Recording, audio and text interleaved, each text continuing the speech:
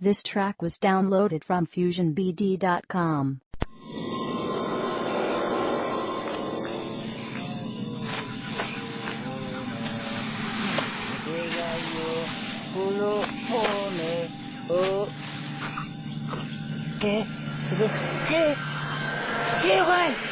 Voot FM.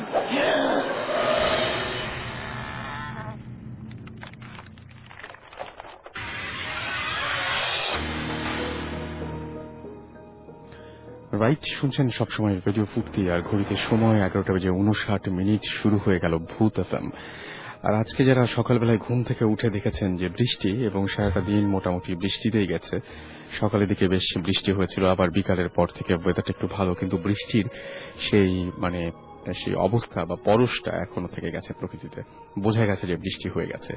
এরকম একটা ওয়েদারে ছুটির দিনে সবাইকে স্বাগত জানাচ্ছি ভূত এফএম এ, এবং এরকম একটা ওয়েদারে ভূত এফএম শোনাটা অনেক বেশি রকমের মজার বলে আমি মনে করছি। যাই হোক, আপনাদের এসএমএস পাচ্ছি অসংখ্য, প্রোগ্রাম শুরু হওয়ার আগে থেকে আপনাদের এসএমএস পাই। যারা এসএমএস পাঠিয়েছেন তারা তো এসএমএস পাঠিয়েছেনই, আর যারা এসএমএস পাঠাননি বা পাঠাতে চাচ্ছেন তাদেরকে নিয়মটা বলে দেই। লিখে ফেলুন SHOUT শাউট, স্পেস আপনার নাম, স্পেস আপনার মেসেজ, পাঠিয়ে দিন 9840 নম্বরে। আমি দেখতে পাচ্ছি যে প্রদীপ আমাকে ময়মনসিংহ থেকে এসএমএস করেছেন, এবং তিনি বলেছেন যে আজকে আমি যদি তার এসএমএস পড়ি তাহলে তার রাতে ঘুম হবে না। তো আমি দেখলাম যে এসএমএসটা পড়াটা খুব জরুরি, কারণ রাতে যদি প্রদীপ ঘুমিয়ে পড়ে তাহলে আর কি লাভ হলো।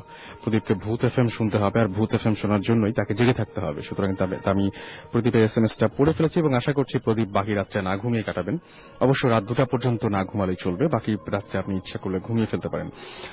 আমাকে আনন্দিত ভূত এসএমএস করেছেন মানিকগঞ্জ থেকে, এবং বলেছেন ভাইয়া সবাই মিলে ভূত এফএম শুনছি। Thank you so much. Sohan SMS করেছেন, তিনি দিবাকে বার্থডে উইশ করেছেন, থ্যাংক ইউ। আমাদের পক্ষ থেকেও দিবার জন্য জন্মদিনের অনেক অনেক শুভেচ্ছা থাকলো। রিফাত লিখেছেন ভাইয়া আমি রুমের লাইট অফ করে ভূত এফএম শুনছি, খুলনা থেকে এসএমএসটি করেছেন, থ্যাংক ইউ। লাইট অফ করে শোনার মজাটাই সবচেয়ে বেশি। নিপা লিখেছেন যে ভাইয়া আজকে আমি নতুন বাসায় উঠেছি, এবং তিনি যদিও প্রোগ্রাম শুরু হয়নি তারপরেও তিনি তখন থেকে খুব ভয় পাচ্ছিলেন, সেটা আমাদের জানিয়েছেন। সো ভয় পেলেই আমরা আসলে আমরা নিজেদেরকে সাকসেসফুল মনে করি, যখন আপনারা ভয় বা মজা দুটোর যে কোনো একটা পান। আরিফ আমাকে রাজশাহী ইউনিভার্সিটি থেকে বলেছেন, হ্যালো ভাইয়া আমি ভূতের দাদু অদ্ভুত। ওকে, কংগ্রেচুলেশনস যে আপনি দাদু হতে পেরেছেন। সাজিদুল আমাকে লিখেছেন সিংড়া ছাত্রাবাস কাদিরগঞ্জ রাজশাহী থেকে, আমি ইঞ্জিনিয়ারিং অ্যান্ড সার্ভে ইনস্টিটিউটে পড়ি। তখন আমার পরীক্ষা চলছিল সামনে, এরপরে আর লিখতে পারেননি। তার মানে বুঝতে পারছি যে উনি কোনো একটা ঘটনা শেয়ার করতে চেয়েছিলেন আমার সাথে। তো ঘটনা যদি শেয়ার করতে চান, বা আপনি যদি স্টুডিওতে এসে আমাদের সাথে সরাসরি ঘটনা বলতে চান, তাহলে আপনাকে যেটা করতে হবে সেটা হচ্ছে যে আপনাকে ইমেইল করতে হবে। আর ইমেইল করার নিয়মটি হচ্ছে bhootfm@radiofurti.fm। এখানে ইচ্ছা করলে আপনি ইমেইল করতে পারেন, এটা হচ্ছে আমাদের ইমেল অ্যাড্রেস। আর স্পেলিংটাও আমি বলে দিচ্ছি, BHOOTFM@radioforti.fm। যাই হোক, আপনাদের কাছ থেকে প্রচুর এসএমএস আমরা পাই, এবং সেই জন্য অনেক অনেক থ্যাঙ্কস আপনাদেরকে, এবং সেই সাথে আপনাদের কাছ থেকে আমরা প্রচুর ইমেল পাই, যে ইমেলগুলোর মাধ্যমে আমরা আপনাদেরকে আপনারা এখানে আসেন বা আপনাদের ইমেলগুলো পড়া হয়। এত কষ্ট করে, এত ধৈর্য ধরে এত বড় বড় ইমেল করার জন্য আপনাদেরকে আরো অনেক অনেক থ্যাঙ্কস। তো আমি প্রথমে একটা ইমেলে চলে যাব। আমি কথা বলেছিলাম যিনি আমাকে ইমেলটি পাঠিয়েছেন তার সাথে, কোনো একটা কারণে তিনি আসতে রাজি হননি, বাট তার ইমেলটি ইন্টারেস্টিং। অ্যান্ড যেটা ঘটনা সেটা হচ্ছে যে কিছু প্রশ্ন ছিল আমার তার কাছে, এবং আমি ভেবেছিলাম যদি লাইভ তিনি আমাদের সাথে শেয়ার করতেন তার এই অভিজ্ঞতাটা, তাহলে তাকে সেই প্রশ্নগুলো আমি করতে পারতাম। যদিও তিনি নেই, বাট কিছু প্রশ্ন থেকে যায়, সেই প্রশ্নগুলো আমি পরে করব। আগে ঘটনাটা পড়ি। সেটা হচ্ছে তিনি লিখেছেন, আমি আমার এক বন্ধুর কাছ থেকে আপনাদের প্রোগ্রামটার কথা শুনে 24 জুনে প্রোগ্রামটা শুনি, এবং ভালো লাগার কারণে আমার একটা ঘটনা আপনাদের সাথে শেয়ার করতে চাচ্ছি। ওকে, তিনি লিখছেন, আশা করছি আপনারা শ্রোতাদের এটা শোনাবেন। ডেফিনেটলি আমরা শোনাচ্ছি আপনার ঘটনা। তিনি লিখেছেন, আমার মেয়ের বয়স 3 বছর 6 মাস। আমি অফিসে যাই সকাল 10টার দিকে এবং ব্যাক করি সন্ধ্যা 7টা থেকে 8টার দিকে। প্রায় 4 মাস আগে একদিন সকাল 11টার দিকে আমার ওয়াইফ লক্ষ্য করল যে আমার মেয়ে একা একা খেলছে, এবং বলছে, বাবা এটা ধরো, ওটা আমাকে দাও, তুমি চুপ করে বসে আছো কেন, ইত্যাদি। এটা দেখে আমার ওয়াইফ মেয়েকে জিজ্ঞেস করলো, মা তুমি কার সাথে খেলা করছো? তার উত্তরে মেয়ে বলল বাবার সাথে। তো এর প্রেক্ষিতে আমার ওয়াইফ বলল বাবা তো অফিসে চলে গেছে। এটা শুনে আমার মেয়ে বলল, না, বাবা অফিসে যায় নাই, ওই তো খাটে শুয়ে শুয়ে আমার সাথে খেলছে। বলেই মেয়ে দৌড়িয়ে গিয়ে খাটের ওপরে জড়িয়ে অদৃশ্য কি যেন একটা ধরল আর বলল, আমার বাবা এই যে। আমার ওয়াইফ লক্ষ্য করলো মেয়েটা এমন ভাবে ধরলো যদি ওখানে কিছু না থাকতো তাহলে মেয়েটা খাট থেকে পড়ে যেত। এটা দেখে আমার ওয়াইফ আমাকে ফোন করে জানালো। আমি তাকে বললাম, বাচ্চা মানুষ মিথ্যা মিথ্যা খেলছে, সব বাচ্চারা এরকম খেলে, ভয় পাওয়ার কিছু নেই। আমি ব্যাপারটাকে একদমই পাত্তা দিলাম না, কিন্তু আমার মেয়ের প্রবলেমটা দিন দিন বাড়তে লাগলো। আমার ওয়াইফ লক্ষ্য করলো আমি আগে অফিসে চলে আসার পর আমার মেয়ে তাকে আমাকে অনেক বিরক্ত করত, কিন্তু এখন সে আর বিরক্ত করে না। এমনকি দুপুরে ঘুমও একা একা ঘুমিয়ে পড়ে। জিজ্ঞাসা করলে বলে, বাবার সাথে ঘুমাবো, তুমি রুম থেকে চলে যাও। আমাকে প্রায়ই আমার ওয়াইফ বলতো, কিন্তু আমি এক কান দিয়ে কথা ঢুকিয়ে অন্য কান দিয়ে বের করে দিতাম। প্রায় 1 মাস পরের ঘটনা, আমার ওয়াইফ সাডেনলি দেখলো যে মেয়ে ঘরে নেই আর বাইরে যাওয়ার দরজা খোলা। আমার ওয়াইফ চিন্তা করলো বাসাতে 3 জন, আমি, আমার ওয়াইফ ও আমার মেয়ে, এছাড়া আর কেউই নেই। আর গেটের লকগুলো এমন ভাবে লাগানো হয়েছে যে বাচ্চারা খুলতে পারবে না। আরো মজার ব্যাপার হলো আমার মেয়ের পক্ষে ডোরের সিকিউরিটি চেইন খোলাটা অসম্ভব ব্যাপার। আমার ওয়াইফ এই অবস্থা দেখে নিচে দারোয়ানকে গিয়ে জিজ্ঞাসা করলো, মেয়ে কি বাইরে গেছে? দারোয়ান বলল, হ্যাঁ, স্যারের সাথে বাইরে গেছে। আমার ওয়াইফ জিজ্ঞাসা করলো, ও কখন এলো? দারোয়ান বলল, তা তো বলতে পারবো না, কিন্তু ওপর থেকে নেমেছেন। আমার ওয়াইফ চিন্তা করলো যদি বাসাতে সে আসে তাহলে দরজা খুললো কিভাবে। আর তাকে না বলে আমাদের গাড়ি নাই, ড্রাইভারও নাই, তারপরও চিন্তা করলো হয়তো ড্রাইভার গাড়ির গ্যাস আনতে গেছে। সে অস্থির হয়ে উপরে উঠে এসে আমাকে ফোন দেওয়ার জন্য সেল ফোনটা হাতে নেয়, কিন্তু লক্ষ্য করলো ফোনটা বন্ধ, কোনোভাবেই ফোনটা চালু হচ্ছে না। সেল ফোন ব্যবহার করার কারণে আমার নাম্বারটাও তার মনে নেই। প্রায় 2 ঘন্টা পরে আমার মেয়ে ঘরে ফেরে এবং তার বাবার সাথে। আমার ওয়াইফ না বলে যাওয়ার জন্য অনেক বকাবকি করলো, কিন্তু আমি নাকি কোনো কথার উত্তর না দিয়ে বললাম, মেয়ের খিদে লেগেছে, খাবার দাও বলে ওয়াশরুমের দিকে চলে গেলাম। আমার ওয়াইফ টেবিলে খাবার দিয়ে এসে দেখে আমি ঘরে নেই, ওয়াশরুমেও নেই। আমার ওয়াইফের কিছুটা খটকা লাগে। সে তার সেল ফোনটা হাতে নিয়ে চেক করলো, সেল ফোনটা দেখলো এবং সে অবাক হলো যে ফোনটা কিছুক্ষণ আগেও অন হয়নি, এখন সেটা চলছে উইদাউট এনি বাটন। মানে সেটা হচ্ছে যে কোনো বাটন টাচ করার আগেই সাথে সাথে আমাকে কল করে জিজ্ঞাসা করলো, মানে কল চলে গেল আর কি, তুমি না বলে কোথায় গেলে? আমি তোমার জন্য টেবিলে খাবার দিলাম। আমি তো আমার ওয়াইফের কথা শুনে অবাক। আমি বললাম, তুমি পাগল হয়ে গেছো নাকি? আমি তো অফিসে, সকাল থেকে মিটিং এ আছি। এটা বলে আমি রেগে ফোনটা বন্ধ করে দিই। মিটিং শেষ করে আমার রুমে ফিরে কাজের চাপে সবকিছু ভুলে গেলাম। বাসাতে ফিরলাম রাত 9টায়। বাসাতে ফেরার পর ওয়াইফ পুরো ঘটনাটা বলল, নিচে থেকে দারোয়ানকেও ডাকলো, দারোয়ানও একই কথা বলল। আমি তো পুরোপুরি আকাশ থেকে পড়লাম, এটা কিভাবে সম্ভব? আমি সাথে সাথে বাবাকে কল করলাম। আমার বাবা থাকেন আমাদের মিরপুরের বাড়িতে। আব্বু আমার বিস্তারিত সব শুনে আমাকে বলল, তোমরা সবাই আমার বাসাতে চলে এসো, 1 মুহূর্ত অপেক্ষা করবে না। আমি অপেক্ষা না করে মিরপুরের বাসাতে চলে যাই। এর পরের দিন আব্বু মিরপুরের এক হুজুরকে নিয়ে আমার ধানমন্ডির বাসায় যান এবং ঘর বাঁধাই করে দেন। এরপর থেকে কোনো সমস্যা আর হয়নি। এখন আমার মেয়ে পুরোপুরি ঠিক আছে, আগের মতোই খেলছে, কিন্তু তার মার সাথে। মেয়েকে জিজ্ঞাসা যদি করা হয়, ওই দিন কোথায় গিয়েছিলে, উত্তরে মেয়ে বলে, বাবার সাথে ঘুরতে, অনেক কিছু খাইয়েছে, আইসক্রিম, চকলেট, মিষ্টি। আমার বাবা অনেক ভালো। যাই হোক, নাম প্রকাশ না করার অনুরোধ জানিয়েছেন যিনি আমাকে ইমেলটি করেছেন। আমি নামটা প্রকাশ করছি না, যেহেতু তিনি বলেছেন, নিষেধ করেছেন। তো আমার কাছে একটা প্রশ্ন, সেটা হচ্ছে দারোয়ানকে কি এটা জিজ্ঞাসা করা হয়েছিল নাকি যে সে যেরকম তার স্যারকে ঢুকতে দেখেছিল, অর্থাৎ আপনাকে ঢুকতে দেখেছিল, বেরোতেও দেখেছিল কিনা এরকম? আর অবশ্যই প্রশ্ন করার কোনো প্রয়োজনই নেই, কারণ আপনি যে বাসায় গেলেন এবং যদি আপনার ওয়াইফ যদি দরজা না খুলে দেয়, তাহলে সিকিউরিটি চেন যদি আপনার মেয়ের পক্ষে খোলা না সম্ভব হয়, তাহলে দরজাটা খুলল কে? আর তার চাইতে বড় কথা হচ্ছে যে ড্রাইভার কি আপনাকে নিয়ে গিয়েছিল, মানে আপনাকে নিয়ে কি বাড়ি থেকে বেরিয়েছিল, মানে গাড়ি নিয়ে ড্রাইভার আপনাকে নিয়ে গিয়েছিল, সেটা কিভাবে সম্ভব হলো? আচ্ছা, এই কয়েকটা প্রশ্ন আমার ছিল। এই কয়েকটা প্রশ্ন ইচ্ছা করলে আপনি উত্তর আমাকে পাঠিয়ে দিতে পারেন SMS এর মাধ্যমে বা ইমেইলের মাধ্যমে, হোয়াটএভার আপনি যেটা পছন্দ করেন আর কি। আহ, আমি এখন আমাদের সঙ্গে বেশ কিছু গেস্ট রয়েছেন। আমি আগেই বলে রাখি যে আজকে যত রাত হবে ঘটনার ভয়াবহতা তত বেশি বাড়বে আশা করছি। সেজন্য যেটা করতে হবে সেটা হচ্ছে অনেক রাত পর্যন্ত জাগতে হবে এবং ঠিক থাকতে হবে। So sit back and relax. আর সেই সাথে আমি একটা ঘটনায় যাব। আমাদের সাথে আজকে উপস্থিত আছেন এমন একজন যার জীবনে অনেক ঘটনা ঘটেছে এবং তিনি এখন এই ব্যাপারগুলো মোটামুটি বুঝে গেছেন। আর তিনি এখন মানে এই ব্যাপারগুলোও জানেন কিভাবে ঘটে না ঘটে, বুঝতেই পারছেন। আমি এর চাইতে বেশি কিছু বলছি না, কারণ সেই ঘটনাটা অনেক ভয়াবহ তার সাথে ঘটেছে এবং তিনি এখন এই সমস্ত সমাধানও দিতে পারেন মানুষকে। সুতরাং আপনাদের যদি কোনো প্রশ্ন থাকে আপনারা এসএমএস এর মাধ্যমে বলতে পারেন, আমাদেরকে জানাতে পারেন। আমরা চেষ্টা করব সেই এসএমএস গুলোর উত্তর দেওয়ার। যে কোনো প্রবলেম নিয়ে আপনি কথা বলতে পারেন।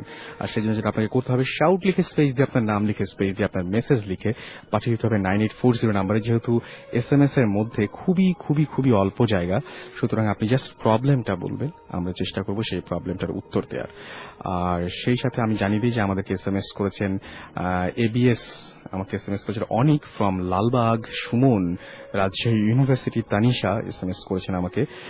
এছাড়াও আমাকে এসএমএস করেছেন দেখতে পাচ্ছি জাকির, তাছাড়াও এসএমএস করেছেন হার্টলেস সোল, টনি আমাকে এসএমএস করেছেন বরিশাল থেকে, রিফাত এসএমএস করেছেন বিক্রমপুর থেকে, মাহাদি এসএমএস করেছেন আমাকে, এনা এসএমএস করেছেন এবং তিনি মানে এসএমএস পড়তে অনুরোধ করেছেন আমাকে। তানজিনা এসএমএস করেছেন ময়মনসিং থেকে এবং এসএমএসটি পড়ুন প্লিজ। ম্যাক্সিমামই এসএমএস পড়ার রিকোয়েস্ট আর কি। শাওন আমাকে এসএমএস করেছেন, পিয়াল এসএমএস করেছেন, এসএমএস করেছেন অদ্ভুত সৌরভ, তাহমিনা গুলশান থেকে এসএমএস করেছেন এবং অনেকদিন ধরে তিনি আমাদের সাথে আছেন এবং অনেক ভালো লাগছে, ভয়ও লাগছে এবং আজকে তিনি একা একা শুনছেন এই প্রোগ্রামটি। Thank you. একা একা শুনলে মজাটা বেশি লাগে আর কি। মেজু আমাকে এসএমএস করেছেন, ঋদ্ধ এসএমএস করেছেন, সামিয়া এসএমএস করেছেন আমাকে, কম্পিউটার ভূত সহ আরো অনেকে। তো আমি ওই ঘটনাটায় যাওয়ার আগে আর একটা ঘটনা শুনে আসব এবং আমার সঙ্গে রয়েছেন একজন লিসনার, তার সাথে আমি একটু কথা বলবো। কি নাম আপনার? হাই এভরিবডি, আমার নাম রিমেল বড়ুয়া। রিমেল বড়ুয়া, আপনার বাসাটা কোথায়? আমার দেশের বাড়ি চিটংয়ে, পটিয়ায়। তো এমনিতে রিমেল ধর্ম মানে যে ধর্মে বিশ্বাস করেন একটু বলবেন সবাইকে শুনতে। আমি বৌদ্ধ ধর্মে বিশ্বাসী। তো আমি যে ঘটনাটা বলবো এটা হচ্ছে প্রবরণা পূর্ণিমার সময় আমাদের বৌদ্ধ ধর্মে প্রবরণা পূর্ণিমার সময় ফানুস উড়ানো হয়। অনেকে হয়তো জানে যে ফানুস উড়ানো হয়, আর যারা জানে না তাদের উদ্দেশ্যে বলি যে মানে কতগুলো গ্যাস বেলুন আগুনের গোলা দিয়ে আকাশে উড়ানো হয়। তো ওগুলো উঠতেই থাকে যতক্ষণ পর্যন্ত না গ্যাসের আগুনের কুণ্ডটা শেষ হয়ে আসে, ততক্ষণ পর্যন্ত ওই গ্যাস বেলুনটা আকাশে উঠতেই থাকে। গ্যাস শেষ হয়ে যায়, বেলুনটা আস্তে করে নিচে নেমে যায়। তো প্রবরণা পূর্ণিমার সময় বৌদ্ধরা অনেক আনন্দ করে, অনেক মজা করে। তো আমাদের গ্রামে যে বৌদ্ধ মন্দিরটা, প্যাগোডাটা, তো ওইখানে আমরা অনেক মজা করছিলাম। নানা ধরনের ফানুস উড়ানোর পর আমি আর আমার কাজিন, নাম অন্তু, মামাতো ভাই, ছোট, 7 কি 8 বছরের বয়স।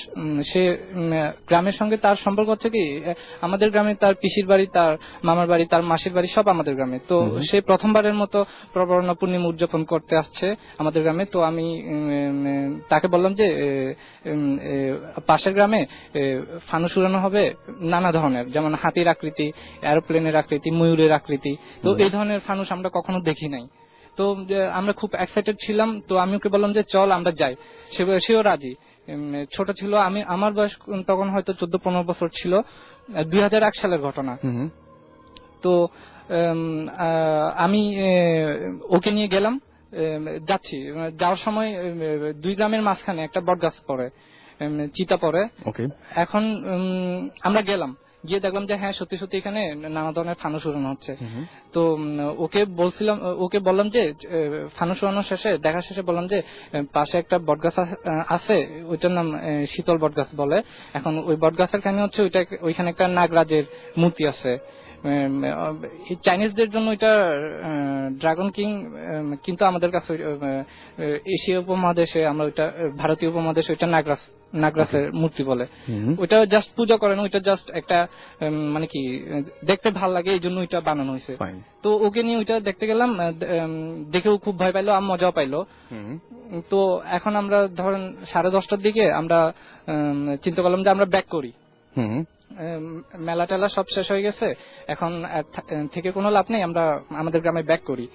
তো আমরা যখন ব্যাক করতেছি ওই চিতা এবং ওই বটগাছের পাশ দিয়ে আমাদের যেতে হয়। আচ্ছা, এখন 2 গ্রামের মাঝখানেই পড়ে, 2 গ্রামের মাঝখানে ওই বটগাছটা এবং ওই চিতাটা, বটগাছের নিচেই চিতা।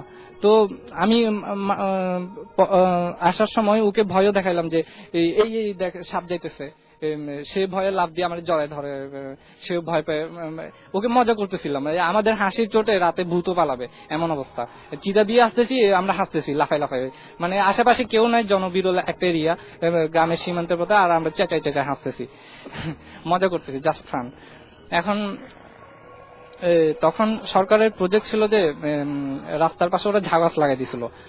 3-4 বছর পর ঝাউ গাছগুলো অনেক বড় হয়ে গেছিল, তো আমরা ঝাউ গাছের ফাঁক দিয়ে চারদিকে ঝকঝকে আলো, চাঁদের আলো, তারা, আর দেখতেছিলাম যে বিশাল বিশাল বিল, তো গ্রামগুলো ছড়ানো ছিটানো, মানে একসঙ্গে 5টা বৌদ্ধ গ্রাম একসঙ্গে ওই জায়গায়। তো দেখতেছিলাম যে এক এক গ্রাম থেকে তখনও 2-1টা ফানুস উঠছিল। তো দেখছিলাম, আর আমাদের খুব আনন্দ লাগতেছিল যে এখনো উঠতেছে, এখনো মানুষ জেগে আছে।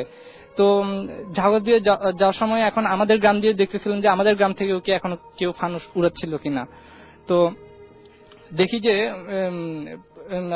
ওইখানে আমাদের গ্রামের সীমান্তে একটা খাল আছে, খালের পাশে, খালের মধ্যে একটা ব্রিজ আছে, তো ব্রিজের পাশে একটা আমাদের লিজেন্ডারি একটা মানে কি বৌদ্ধ মন্দির, ভিক্ষুর, মানে কি, আপনি একটু আস্তে আস্তে বলতে পারেন, ধীরে ধীরে মনে করে বলেন, অসুবিধা নেই। বৌদ্ধ ভিক্ষুদের মানে প্যাগোডা আছে, ওনাদের নিয়ে অনেক ইতিহাসে অনেক কাহিনী আছে, জাস্ট সেই ইতিহাস আমি বলতে চাই না। তো এখন ওই দিক দিয়ে আমি তাকাচ্ছিলাম, কারণ ওই দিক দিয়ে তাকালে আমাদের মন্দির দেখা যায়। তো আমি যখন দেখলাম যে আকাশে কোনো ফানুস উঠতেছিল কিনা, তখন আমি যেটা দেখলাম সেটা দেখার চাইতে ভূত দেখা অনেক ভালো ছিল।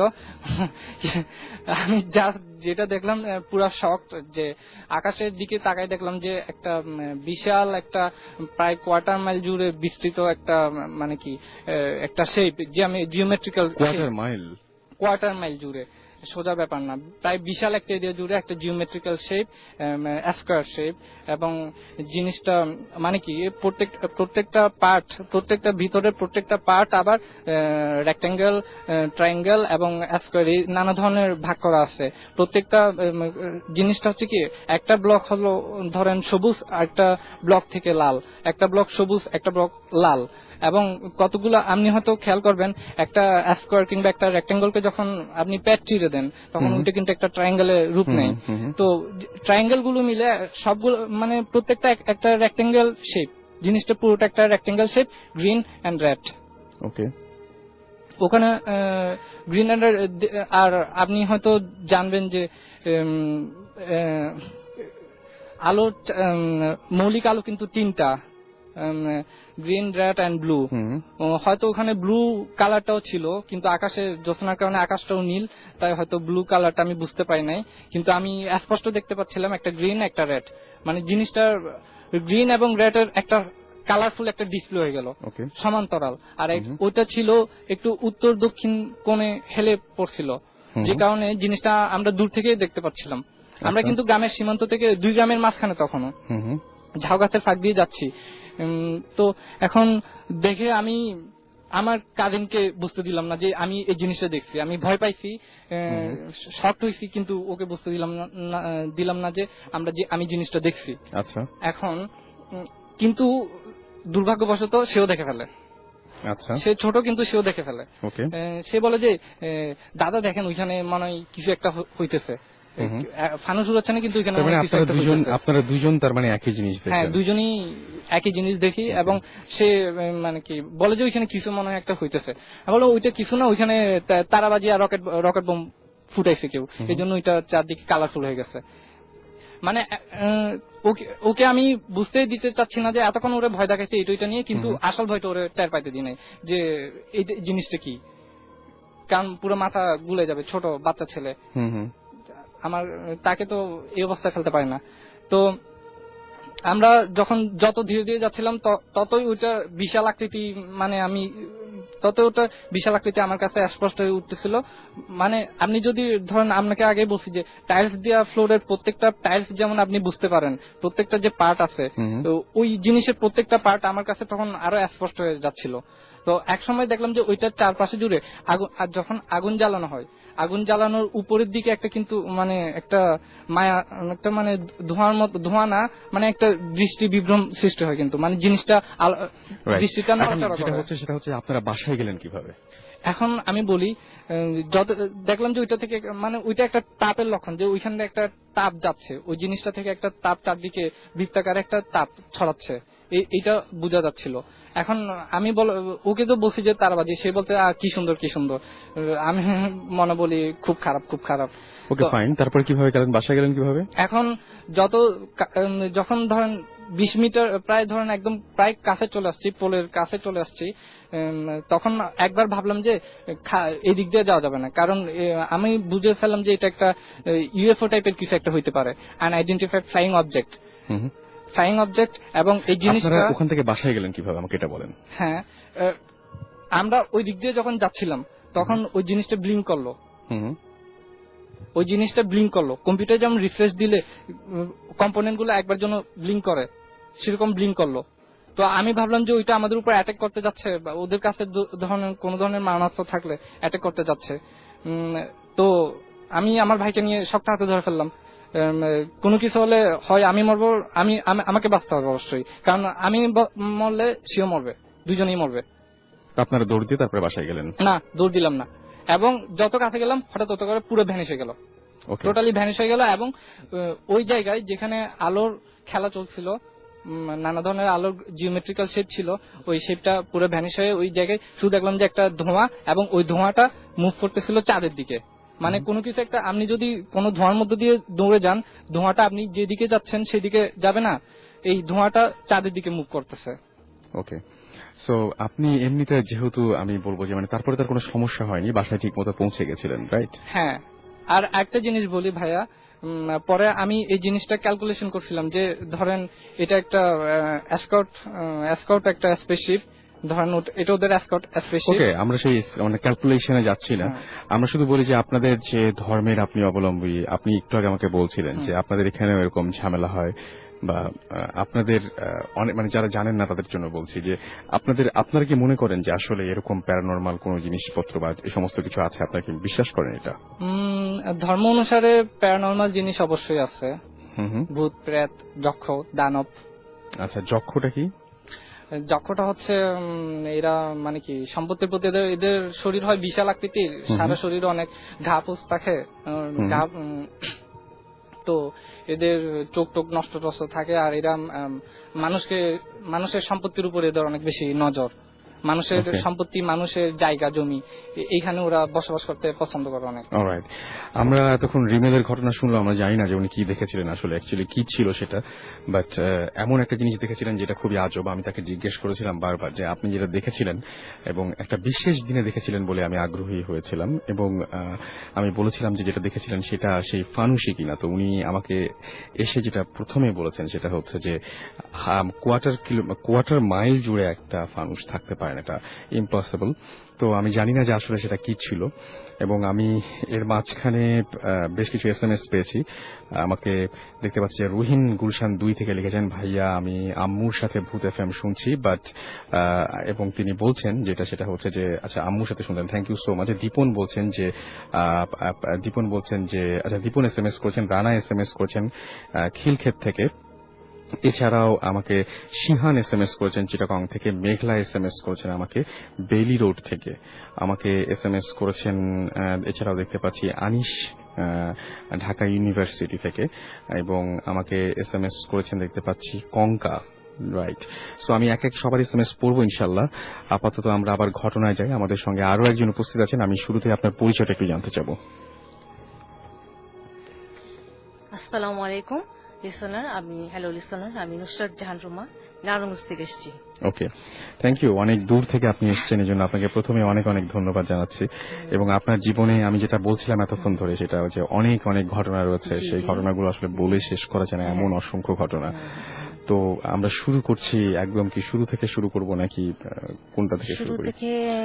মানে আরেকটা ভালো কথা সেটা হচ্ছে আপনার ছেলেও আপনার সঙ্গে রয়েছেন, তাই না? তো আপনার ছেলেকেও আমি একটু সবাইকে একটু বলি আপনার ছেলেকে হ্যালো করতে। উনিও আপনার সাথে অনেক কষ্ট করে এসেছেন। হ্যালো এভরিবডি, আমি সান্নাবি।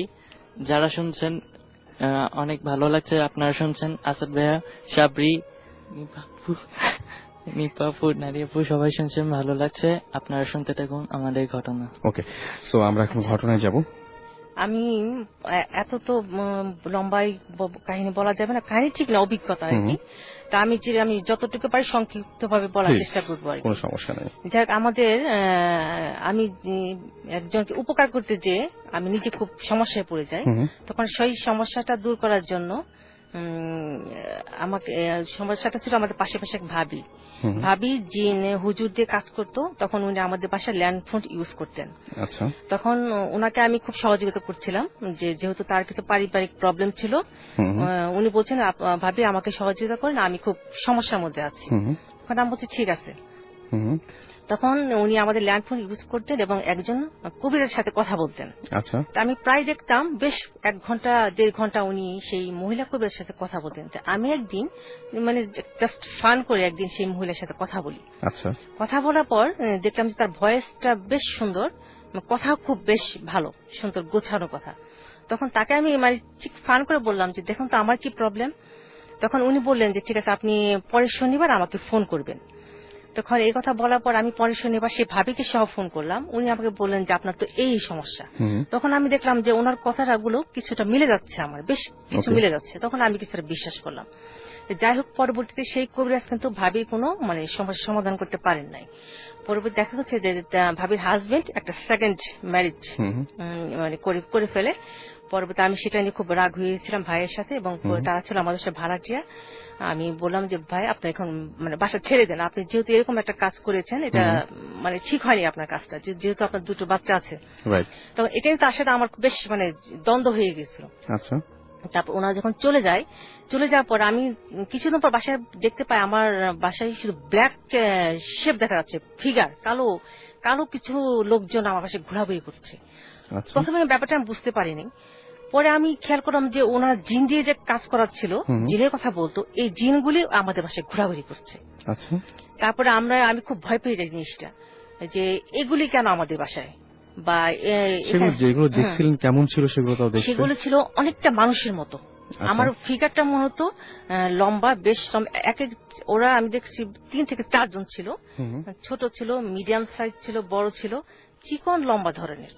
এরা কি হেঁটে বেড়াতো? হ্যাঁ, হেঁটে বেড়াতো। এবং আমি দেখতাম এরা আমার খাটের যেও বসতো, চেয়ার টানতো, টেবিল টানতো, সোফায় বসতো। তারপর বাথরুমও দেখতাম আমি এদেরকে। আচ্ছা, সব জায়গায় এদের মানে সর্বত্র বিচরণ। এরা কি সবাই যেহেতু আপনি অনেক জানেন বলে জিজ্ঞেস করছি, যে এরা সবাই কি একসঙ্গে ঘুরে বেড়াতো না আলাদা? এদের একটা টাইম ছিল। আমি সময় দেখলাম একজন আসতো 12টার দিকে দুপুর, একজন আসতো দুপুর 3টার দিকে, আরেকজন আসতো ঠিক এশারের পরে, আরেকজন আসতো আসরের পরে, আরেকটা ছিল যেটা সবচেয়ে বড় ছিল, যার ফিগারটা সে প্রায় রাত 12টার পর থেকে সারা রাত আমাদের বাসায় থাকতো। আপনি বলেছিলেন যে একজন ছিল অনেক লম্বা, আবার একজন ছিল অনেক খাটো, এরকমও ছিল, আবার মাঝখানে মাথা মানে একেবারে ছোট। আপনি যেটা দেখাচ্ছেন সেটা মোটামুটি 2 ফুট। হ্যাঁ, 2 ফিট, 2 ফিটের মতো। এবং এদের ফিজিক্যাল যে স্ট্রাকচার ছিল আমি যেটা দেখেছি, সমস্ত লাল লোম ছিল। আচ্ছা, লাল লোম ছিল, লম্বা লম্বা চুলগুলো বেশ লম্বা ছিল, চুলগুলো লাল ছিল। ওকে, হ্যাঁ, আর চেহারাটা অনেকটা কি বলবো, মানে বানর শেপ, বানর কিংবা আমরা যে হনুমান দেখেছি ঠিক ওই আকৃতি আমার কাছে যেটা মনে হয়েছে। আর চোখ দুটো বেশি একটু ভয়ঙ্কর টাইপের ছিল, গোল ধরনের ছিল। আচ্ছা, এটা আমি দেখেছি। কিন্তু যেরকম শুনি আমরা যে মানে আচ্ছা, এক একজন এক এক রকম দেখে, সেটা বলে লাভ নেই। আচ্ছা, ঠিক আছে। না, এখানে আবার কথা আছে, জিন জাতিরা প্রায় 48 মানে 48 ক্লাস মানে শ্রেণীর জিন হয়। আমি এটা শুনেছি, ওদের এক একজনের মানে বংশ বা গোত্র এক এক ধরনের হয় স্ট্রাকচারটা। আচ্ছা, কি হয়, বামন টাইপের হয়, কেউ অনেক লম্বা হয়, আবার মানে ফিজিক্যাল বিভিন্ন টাইপের হতে পারে, ভ্যারাইটিস। কারোর সাথে কারো, আমরা যেমন মানুষ, আমাদের একটা সিমিলারিটি আছে আমাদের মধ্যে, কিন্তু ওদের মধ্যে সেটা নেই। আচ্ছা, আর যাই হোক, পরবর্তীতে ওরা আমাদেরকে খুবই মানে সমস্যা করতে থাকে। আমি এদিকে খুবই ভয় পাই, যেহেতু আমার বাচ্চাদেরকে নিয়ে আমার পাড়া প্রতিবেশী যারা আছে তাদেরকে নিয়ে আমি ভয় পাওয়া শুরু করি। ওরা আমাদের বাসায় যে ডিস্টার্ব গুলো করতো সেগুলো হচ্ছে সবসময় আমাদের দেখা যেত আমরা যে ঘুমিয়ে থাকতাম আমাদের খাটটাকে নাড়াতো, মনে হচ্ছে আমাদের মনে হতো ভূমিকম্প হচ্ছে, কিন্তু পরে দেখলাম যে না কোনো ভূমিকম্প হচ্ছে না, ওরা আমাদের খাট নাড়াচ্ছে। আচ্ছা। তারপর দেখতাম যে বাথরুমে ওই কল ছেড়ে দিত, পানি পড়তেছে, তখন আমি উঠে গিয়ে দেখতাম যে না কল ঠিকই বন্ধ আছে, পানি পড়ছে, কিন্তু পানি পড়ার আওয়াজটা আমি ঠিকই পাইছি, কিন্তু দেখি কল বন্ধ। তারপরে দেখতাম চেয়ার টানতেছে, তারপরে দেখলাম হাতুড়ি দিয়ে ওই পেরেক দিয়ে ঠক ঠক করতেছে। তারপরে আমাদের উপরে যে ফ্ল্যাটটা খালি ছিল সেখানে দেখতাম মার্বেল পড়তেছে এবং হিল পরে কেউ হাঁটতেছে, এরকম শব্দ। হ্যাঁ, আর শিলপাটার ঘষা, আর শিলপাটার ঘষাটা এমনই ছিল যেটা ছিল খুব বিরক্তিকর, মানে 1 ঘন্টা ধরে মনে হয় পাটায় তারা মানে শিলপাটায় ঘষছে, এই ধরনের আওয়াজ আমি সাউন্ড গুলো প্রথমে পেতাম আর কি। পরবর্তীতে আমাদের পাশের যে ভাড়াটিয়া যারা ছিল পরে তারাও সেই সাউন্ড গুলো শুনতে পায়। পরবর্তী আমাদের যে ফ্ল্যাটের যে ভাড়াটিয়া ভাবি বলছে, ভাবি এই বাসায় কি কোনো সমস্যা আছে? আমি কেন, কি হয়েছে? যে বাসায় আমরা তো এরকম দেখি হিল পরে কেউ হাতের ছাদের মধ্যে শুনতে পাই, তারপরে মার্বেল কে যেন মার্বেল খেলে রাত্রে, আর মাঝে মাঝে কে যেন শিলপাটায় ঘষে। তখন এই আমি খুব মানে চিন্তা পড়ে গেলাম যে নিশ্চয়ই আমাদের বাসায় যে জিনগুলি আছে এরাই হয়তো এরকম ঝামেলা করছে।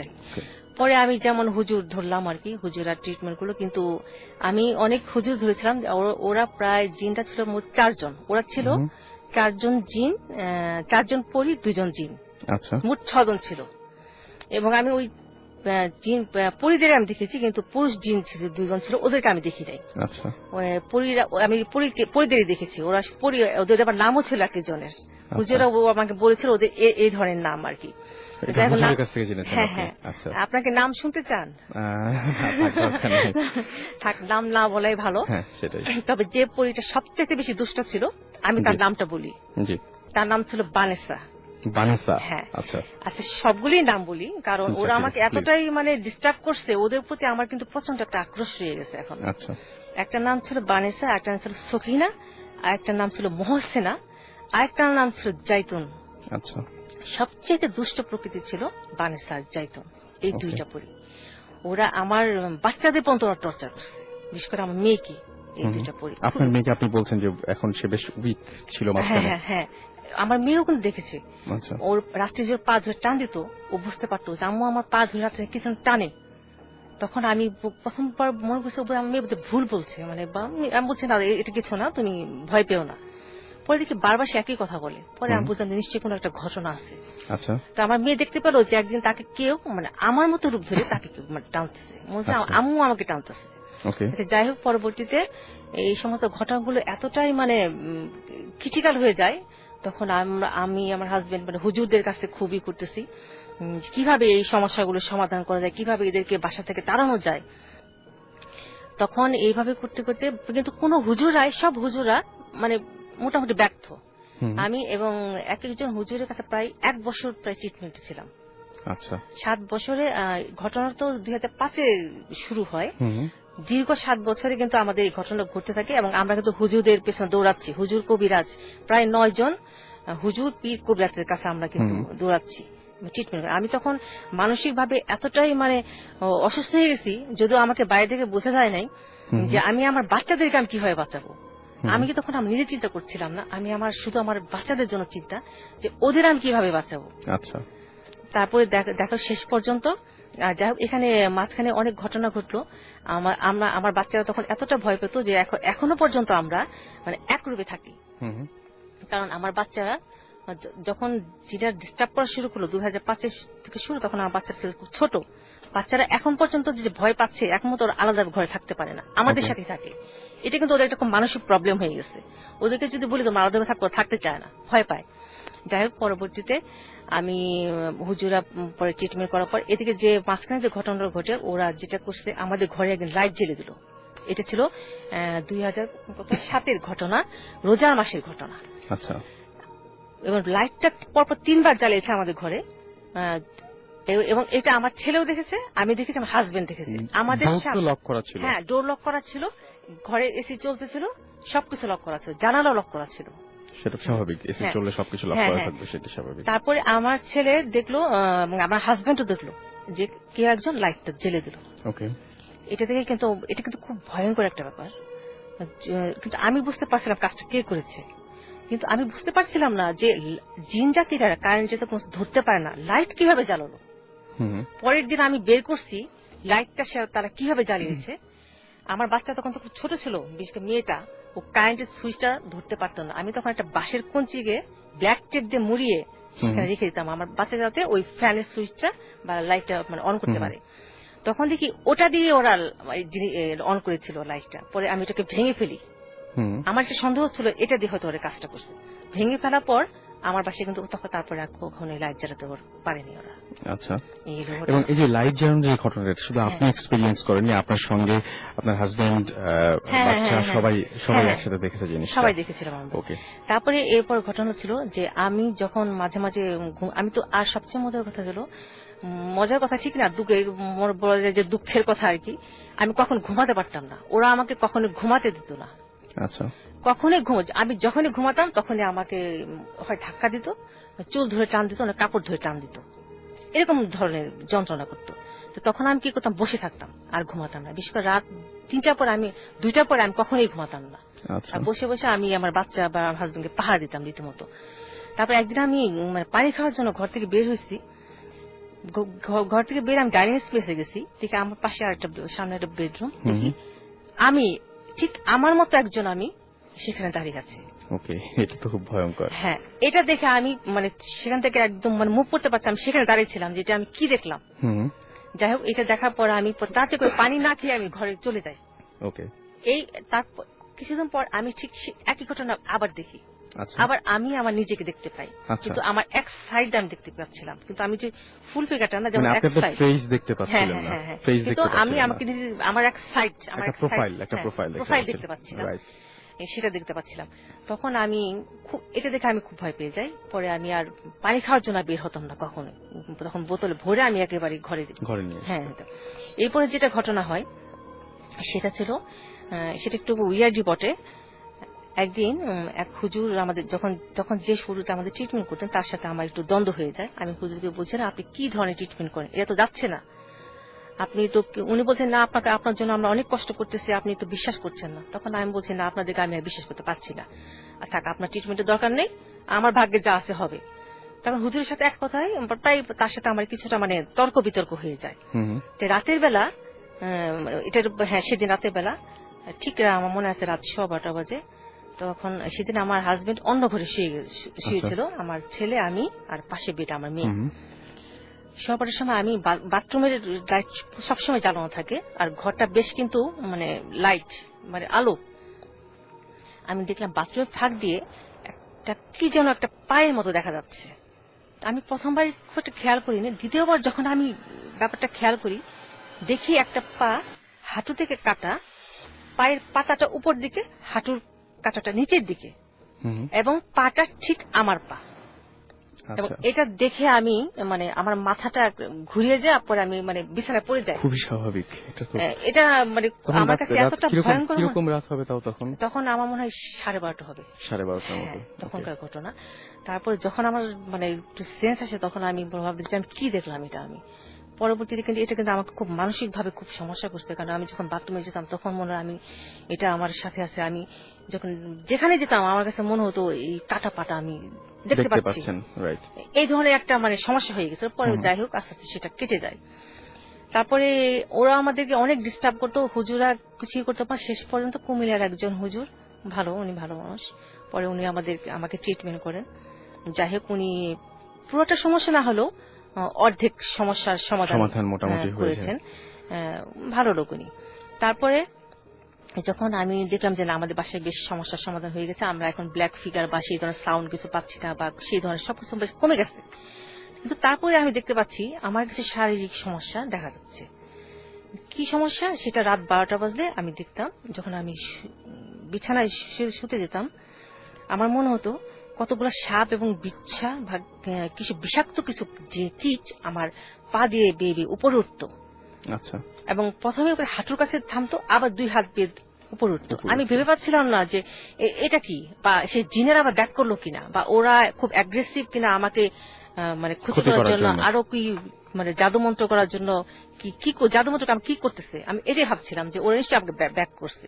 কিন্তু পরে কিন্তু আমি কোনো কালো ফিগার বা ওদেরকে কাউকেই যেভাবে আর দেখতাম দেখতে পেলাম না। পরবর্তীতে যখন এটা আমার এই সমস্যাটা বেড়ে যায়, আমার যখন রাত 12টা বা 4টা পর্যন্ত আমার এই যন্ত্রণাটা হতো, আমি চিৎকার করে করে কাঁদতাম। আমি পাশের রুমে যে চিৎকার করে কাঁদতাম যে এটা আমার মানে কি হলো। তখন আবার আমার হাজবেন্ড আবার আমার বাচ্চাদের সঙ্গে শোয়। আমি তখন আমার হাজবেন্ডকে ওই আবার একা থাকতে দিতাম না, কারণ আমার ভয় হতো যে ওই জিনের আবার কোনো ক্ষতি করতে পারে, যেন তাকে আবার পরে ওদের সঙ্গে থাকতে দিতাম আর কি, একসঙ্গে থাকতাম আমরা। তারপর যাই হোক, এরকম আমি পাশের রুমে যে চিৎকার করে কাঁদতাম, আমার এটা কি হচ্ছে, মানে এরকম কেন লাগে, মনে হচ্ছে যে এরকম যন্ত্রণার মধ্যে আমি আর কখনোই, যখন জিনেরও আমাকে যন্ত্রণা করে তখনও আমার এতটা যন্ত্রণা ছিল না।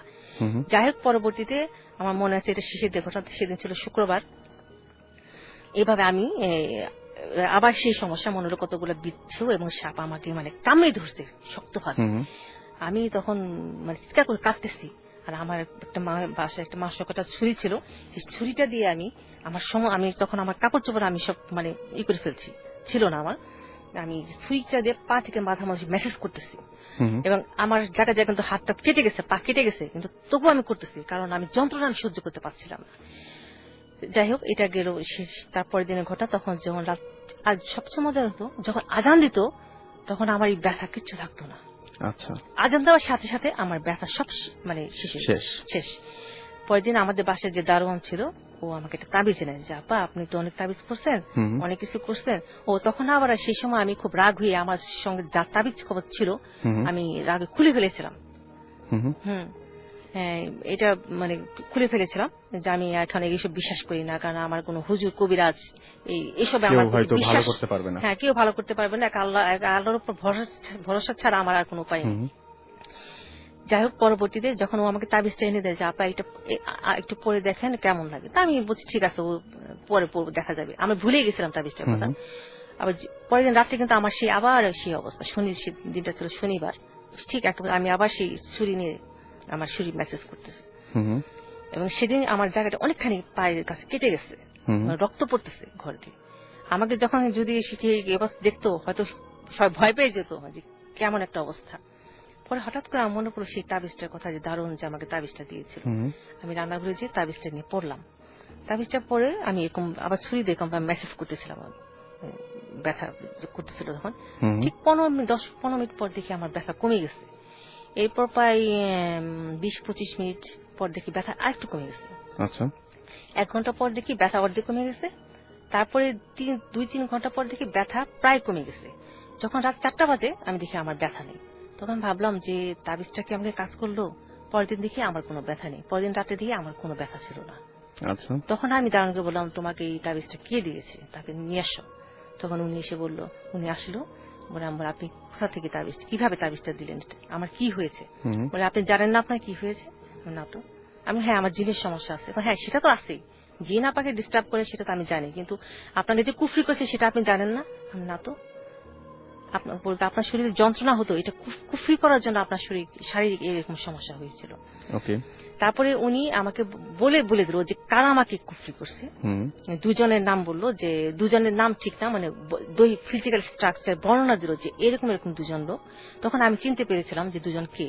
এই ছিল একজন দিনাজপুরের একজন হুজুর, আর একজন ছিল ফতুলার একজন হুজুর। তারা দুজন মিলে আমাকে এরকম কুফরি করেছে, এবং আমাকে বললো যে আপা আপনি হয়তো আর 1 মাস বেঁচে থাকতেন। আচ্ছা, আর যখন আমার ওই সমস্যা ছিল তখন আমি নিজেও চিন্তা করছিলাম আমি আর বেশি দিন বাঁচবো না। এই হলো ঘটনা। তার মধ্যে এখানে অনেক ঘটনা আছে, যেমন জিনেরা অনেক সময় আমাকে উঠিয়ে নেওয়ার চেষ্টা করতো। এই ঘটনা 2বার হয়েছে। একদিন আমি ঘুম থেকে উঠে দেখি মানে আমার মাথাটা বালিশে ঠিকই আছে, আমার ডান হাতটা উপরে, আমার পেট আর কোমরটা বেঁকে আছে, ডান পাটা উপর দিকে, বাম পাটা উপর দিকে, বাম হাতটা ঠিক আছে। মানে পুরো বডিটা একটা অস্বাভাবিক ভাবে আমি শুয়ে আছি, একদম পুরো শরীরটা বেঁকে গেছে, পুরো শরীরটা বাঁকা হয়ে গেছে, কিন্তু মাথাটা আমার ঠিক আছে, মাথাটা কোনো সমস্যা ছিল না। তখন আমি ঘুম থেকে উঠে আমি এইভাবে কেন শুয়ে আছি। পরে তখন যে সময় হুজুর ছিল যে ট্রিটমেন্ট করতে, ওনাকে যখন আমি বললাম যে আপা, উনি আবার আমাকে সকালে ফোন দিছে যে আপা আপনি কি ঠিক আছেন? আমি কেন? গত রাতে ওরা আপনাকে উঠিয়ে নেওয়ার চেষ্টা করছিল, কিন্তু তাবিজের কারণে আপনাকে উঠাতে পারে। যদি আপনার মাথাটা উঠাতে পারতো, আপনার বডি পুরোটা তারা উঠিয়ে ফেলেছিল, কিন্তু মাথাটা তারা উঠাতে পারে না, যার জন্য আপনাকে ওরা নিতে পারে নাই। ওরা আমাকে আমার বাসা থেকে কিভাবে দেয়? ওরা পারে, ওরা এভাবে আপনার দেখবে যে আপনার কলাপসের গেটে তালা লাগানো, আপনার দরজা লক লাগানো সবকিছু কিন্তু আপনি বাসায় নেই, ওরা এটা পারে। তখন আমি খুব ভয় পেয়ে গেলাম যে এবার এটা কি সম্ভব কিনা। আমি প্রচন্ড ভয় পেয়ে গেছিলাম যে এটা কি করে সম্ভব। কিন্তু এই ঘন্টার পর 2বার করছে আমার, ওকে 2বার এরকম হয়েছে। আচ্ছা, তো এরকম অসংখ্য ঘটনা আছে এবং সেই সাথে আপনি তো এখন নিজেও কিছু করেন বোধহয় এখন।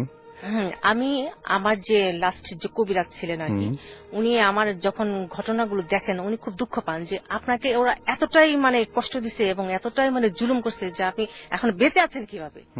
পরে আমি বলছি যে এটা সবই আল্লাহর ইচ্ছা, আল্লাহ। আর তাছাড়া আমি এতটা বিপদে পড়ছি, কখনো আমি আল্লাহর উপর থেকে বিশ্বাস নষ্ট করিনি। আমি জানতাম আমি যে সমস্যার মধ্যে আছি আল্লাহ আমাকে একদিন এই সমস্যা থেকে একদিন মুক্তি দেবেন, এরকম আমার সবসময় ধারণা ছিল। যাই হোক, আল্লাহ পরবর্তীতে আমাকে অন্তত মানে প্রায় অনেক সমস্যার সমাধান হয়ে গেছে। পরে সেই কবিরাজ উনি অনেক কিছুটা মায়া করে আমাকে কবিরাজি শিখিয়ে দেন। আচ্ছা, বলেন যে আপনি শুধু আপনার নিজের জন্য কবিরাজি শিখেন, যাতে আপনাকে জিন এবং কুফরি যাতে আপনার বাচ্চাদের কোনো ক্ষতি করতে না পারে।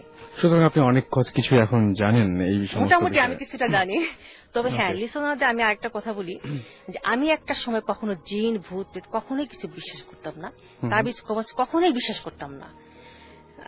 আমার মনে পড়ে না যে আমি কখনো কোনোদিন কোনো জিন দেখেছিলাম বা কোনো, আমি অনেকের কথা শুনেছি, আমার দাদি নানি আবার খাদের কথা আমার কথা শুনেছি, তারা অনেক কিছু দেখেছে, কিন্তু আমরা কোনো দিন কোনো কিছু দেখিনি।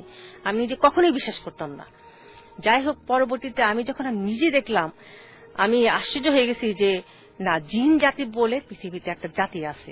এবং আমি কোরআন শরীফ বিশেষ করে অনেক হাদিস কোরআন ঘাটতে হয়েছে আমাকে।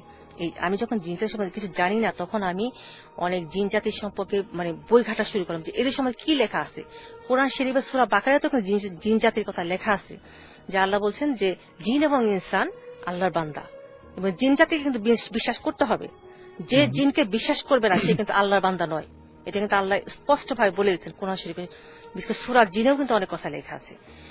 যাই হোক, আমরা তো অনেকেই বিশ্বাস করি না, যে মনে করি যে এটা কোন জিন ভূত বলে কিছুই নেই, কিন্তু এটা ঠিক নয়। জিন বলে একটা জাতি আছে এবং ওরা কিন্তু, আপনি অনেকগুলো প্রজাতির কথা বলেছেন, সেই প্রজাতির এবং ওদের লাইফ মানে ওদের জীবনধারা আমাদের জীবনধারা হয়তো এক নয়, কিন্তু ওরাও কিন্তু কি বলে, ওদের ফ্যামিলি আছে, ওরাও কিন্তু চাকরি করে, ওরাও কিন্তু লেখাপড়া করে, অনেক কাজই করে। আমরা যেরকম আমাদের একটা জীবন আছে, ওদেরও একটা জীবন আছে। হ্যাঁ, আচ্ছা, একটা জিনিস অনেকে আমি বলছিলাম যে প্রশ্ন করতে, মোর্শেদ যেমন প্রশ্ন করেছেন আপনাকে যে মাঝে মাঝে রুমে ঘুম ভেঙে যায় এবং তার একটা অনুভূতি হয় এরকম যে বিড়ালের গায়ে বোধহয় হাত পড়ছে, বাট তার জানা মতে ঘরে কোনো বিড়াল নাই, এরকম ধরনের সমস্যা হয় আর কি। হ্যাঁ, এটা আমার হয়েছে। অনেক সময় দেখা গেছে যে আমার হাতটা আমি মাঝে মাঝে দেখতাম যে আমার হাতটা কারো হাতের সাথে লেগে গেছে এবং হাতটা ছিল মানে লোমশ টাইপের। আমি স্পষ্ট খেয়াল করি হাতটা ছিল লোমশ টাইপের, কিন্তু হাতটা আমাদের মতোই। তখন আমি মাঝে মাঝে চমকালাম যে এটা কিসের হাত। আমি প্রায় কয়েকবারই আমার এই ঘটনা ঘটছে, তার হাতের সাথে আমার হাত লেগে গেছে, কিন্তু তার হাতটা ছিল লোমে ভরা। এটা মনে হয় উনি বিড়াল বলে ভুল করছেন, এরকম কিছু একটা হয়েছে। আমার কিন্তু এরকম হয়েছে ঘটনা, প্রায় কয়েকবার হয়েছে, এবং এটা কিন্তু খুব একটা ভয়ের ব্যাপার।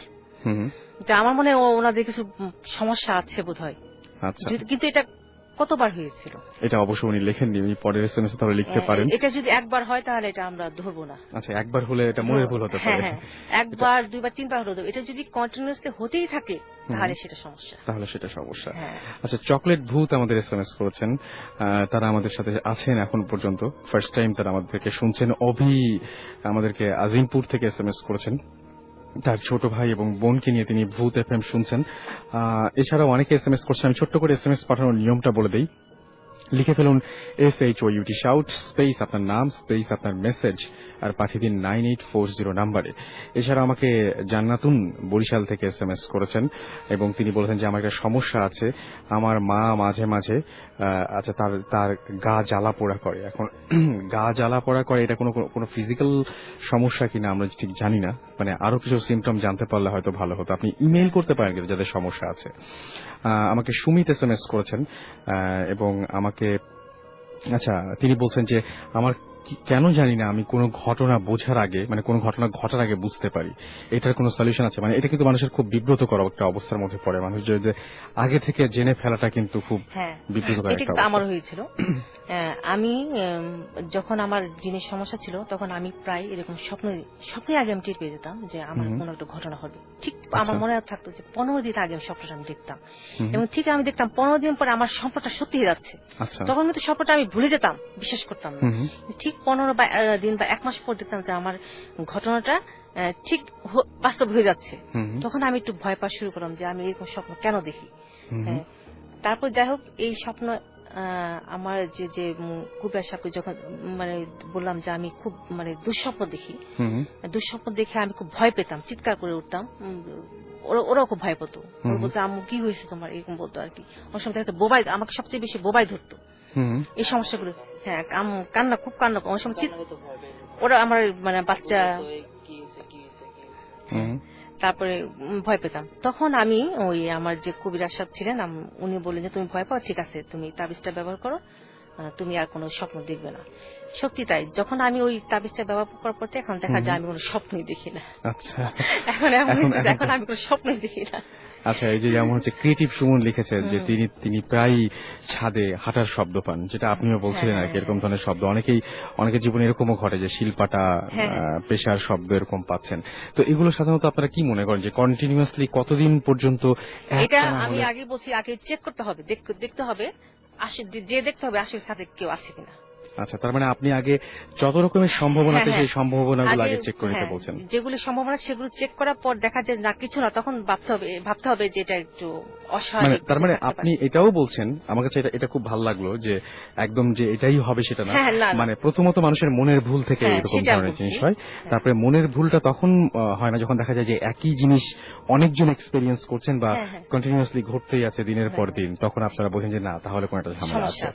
যেমন আমাদের শিলপাটার ঘষাটা, এটা কিন্তু প্রায় 1 বছর ধরে হচ্ছিল। আমি তখন বুঝতে পারি নাই, যে আমি ভাবছিলাম যে আমাদের ভাড়াটিয়া ওরা এই কাজটা করছে, কিন্তু পরে দেখা যায় না, রাত 12টার সময় কেউ এরকম শিলপাটায় ঘষতে যাবে। স্বাভাবিক, খুবই স্বাভাবিক। অথচ 1 বছর হচ্ছে, আমি কিন্তু সেটা তেমন একটা মানে কেয়ার করি নাই। পরে দেখা যায় না, এটা তো অনেক বড় ধরনের সমস্যা। ওকে, তো আমরা যেটা এখন করতে পারি সেটা থেকে ছোট্ট ব্রেক নিব এবং ব্রেকের পরে আবারও ফিরে আসবো। So stay tune two radio ফুর্তি। আর যারা এসএমএস করতে চান তারা এসএমএস করুন। তার আগে ছোট্ট করে বলি, লিটন আমাদের রাজশাহী থেকে এসএমএস করেছেন, আমাদের এসএমএস করেছেন মুকুল মুক্তাগাছা থেকে, আমাদেরকে এসএমএস করেছেন জিয়া, গাজীপুর থেকে শুভ্র এসএমএস করেছেন, এবং এছাড়া আমাদের এসএমএস করেছেন তুহিন, আমাদেরকে এসএমএস করেছেন মিথিলা, এসএমএস করেছেন রিফাত, রহমত এসএমএস করেছেন আমাদেরকে, আদনান, রাসেল, সিনথিয়া, নুসরাত আমাদের এসএমএস করেছেন, এবং অনেকেই কোশ্চেন করছেন, সেই কোশ্চেনগুলো আমরা রাখছি আপাতত। আমাদেরকে এসএমএস করেছেন সাফায়াত, এসএমএস করেছেন রঞ্জিত, এসএমএস করেছেন শামীম নাটোর থেকে, আমাদেরকে আসিফ এসএমএস করেছেন, এবং তিনি বলেছেন যে সব সময় আল্লাহকে ভয় করাটাই একটা মানে সেটার সমাধান হতে পারে আর কি। মুকুল আমাকে এসএমএস করেছেন। তো যারা এসএমএস করছেন তাদেরকে বলি যে মোবাইলের মেসেজ অপশনে গিয়ে টাইপ করুন SHOUT শাউট স্পেস আপনার নাম স্পেস আপনার মেসেজ পাঠিয়ে দিন 9840 নাম্বারে। যারা আমাকে ইমেইল করতে চান তারা ইমেইল করুন bhootfm, which is BHOOTFM@radiofurti.fm। চলে যাব গানে, ফিরে আসছি একটু পরে। Stay tune.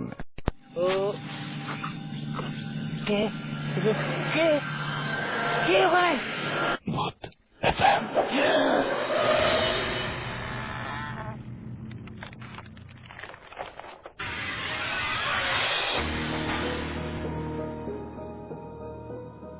রাইট, শুনছেন সবসময় রেডিও ফুর্তি, সাথে আছে রাসেল এবং চলছে ভূত এফএম। ঘড়িতে সময় রাত 1:04। আর আমরা কথা বলছিলাম এতক্ষণ আমাদের সাথে যে গেস্ট ছিলেন তার সাথে, এবং এখনো তিনি আছেন, এবং আপনাদের অসংখ্য এসএমএস, হাইয়েস্ট প্রশ্ন এসছে এখন পর্যন্ত দেখতে পাচ্ছি খুব অল্প সময়ের মধ্যে। আপনাদের অসংখ্য কোয়েশ্চেন, আমি চেষ্টা করব একে একে উত্তরগুলো দেওয়ার। আচ্ছা, একটা জিনিস আমি আপনাকে আবারও জিজ্ঞেস করব, সেটা হচ্ছে যে হঠাৎ করে রাতের বেলায় ঘুম ভাঙার পরে যদি হঠাৎ করে কেউ কোনো কিছু দেখে ফেলে বা দেখে যে ঘরে শুধুমাত্র সেই নেই, আরো একজন আছে বা তার অস্তিত্ব টের পায়, ঠিক সেই মুহূর্তে কি করা উচিত? আসলে এটা আমার জীবনে অসংখ্যবার হয়েছে, মানে ঘটনা ঘটেছে যে আমি দেখতাম। আমি কি আমার নিজেরটা একটু বলবো? জি জি প্লিজ। একবার যেটা দেখেছিলাম যে একটা ছোট্ট একটা মেয়ে আমার মেয়ের বয়সী, একটা সাদা কাপড় পরা, চুলগুলো তো ছাড়া। প্রথমবার আমি মেয়েটাকে দেখেছিলাম আমার মেইন গেটটা, ঘরের যে মেইন দরজাটা সেটা সামনে। পরের দিন রাতে আমি মেয়েটাকে দেখি ঘরের মাঝখানে, ঘুম থেকে উঠে দেখি। এবং থার্ড দিন মানে তৃতীয় দিনটা আমি দেখলাম মেয়েটা আমার ঠিক মানে একেবারে সামনে। তখন আমি মেয়েটাকে বললাম, তুমি কি চাও, তুমি কেন, কি জন্য আসছো, আমার কাছে তোমার কোনো সমস্যা আছে? ঠিক আছে, তোমার যদি কোনো কিছু বলার থাকে বা সমস্যা থাকে তুমি আমার সাথে মানে সরাসরি কথা বলো। এরপর থেকে আমি মেয়েটা কখনই দেখি নাই, এই কথা বলার পর থেকে। তার মানে সাহস করে, আপনি একটু আগে আমরা বলছিলাম তখন আপনি বলছেন যে ভয় পেলে চলবে না। হ্যাঁ, না ভয় পেলে চলবে না, মানে ভয় পেলেই। আমি যখন প্রথম মেয়েটাকে দেখি তখন কিন্তু আমি সেদিন খুব ভয় পেয়েছিলাম যে এটা মানে সাদা কাপড় পরা, সাদা কাপড়টা কিন্তু পরিষ্কার কোনো কাপড় না, ময়লার টাইপের একটা কাপড়, খুব ভয় পেয়েছিলাম আমি। যখন আমি সেকেন্ড দিন দেখি তখনও আমি ভয় পেয়েছিলাম, কিন্তু যখন আমি থার্ড দিন দেখি তখন আমি ভেবেছিলাম যে আমি ভয় পাবো না, দেখি কি হয়। এরপর থেকে আমি এটাকে কখনো দেখিনি, আর কখনো দেখিনি। আমি দেখিনি। ওকে, তো অনেকেরই অনেক ঘটনা আছে, আসলে অনেকে অনেক কিছু শেয়ার করতে যাচ্ছেন, অনেকে অনেক প্রশ্ন করছেন এবং অনেকে বলছেন যে অনেক বেশি ভয় পাচ্ছেন। তো একটা কথা বলবো, সেটা হচ্ছে ভয় পেলে চলবে না, যে কোনো মুহূর্তেই ভয় পাওয়া চলবে না। আমাদেরকে SMS করেছেন গাজীপুর থেকে মৌ, এবং আমাদেরকে SMS, আচ্ছা তিনি বলছেন যে মাঝে মাঝে ম্যাক্সিমাম সময় তার যেটা হয় যে বোবাই ধরে, অনেকের এই সমস্যা আছে যে বোবাই ধরার এই সমস্যাটা, এবং এটারও কি সমাধান আছে? আচ্ছা, আমি বোবাই ধরার তাহলে একটা ঘটনা আমাকে বলতে হয়, আমি যেটা নিজের চোখে দেখেছি। আমরা আগে বলছি যে আমরা কিন্তু মানে সবাই এক রুমে থাকি। আমার মনে হচ্ছে তখন আমি একজন ট্রিটমেন্ট ছিলাম, যার সাথে আমার খুব ঝগড়া হয়েছিল, দ্বন্দ্ব হয়েছিল। একদিন রাতে দেখি আমার সাহেবে মানে আমার হাজবেন্ড, উনি মানে বোবাই ধরলে যেরকম করে উনি এরকম সাউন্ড করছে। আমি তাকে দেখি, ওর প্রায় সমস্যা, তো এটা আমার সমস্যা হতো প্রায়। দেখি আমি প্রথমবার আমি চোখটা মানে ভালো করে মুখ কান, আমি দেখতে পাচ্ছিলাম যে ঘরের মাঝখানে একটা লম্বা কিছু দাঁড়িয়ে আছে। তা আমি এটা ভালো করে দেখার জন্য আমি চোখ কিন্তু ওড়না দিয়ে আমি চোখটা মুছে নেই যে আমি এটা কি দেখতে পাচ্ছি। তখন যখন আমি দেখি ওর মাথাটা ছাদে গিয়ে ঠেকছে, মানে এত লম্বা মাথাটা ছাদের উপর, ছাদের কাছে, আর চিকন টাইপের, আর কালো একটা পোশাক পরা একটা লোক, সে ঝুঁকে আমার হাজবেন্ডের বুকের কাছে হাত দিয়ে আঙুল দিয়ে বুকের কাছে আঙুলটা ধরে রাখছে।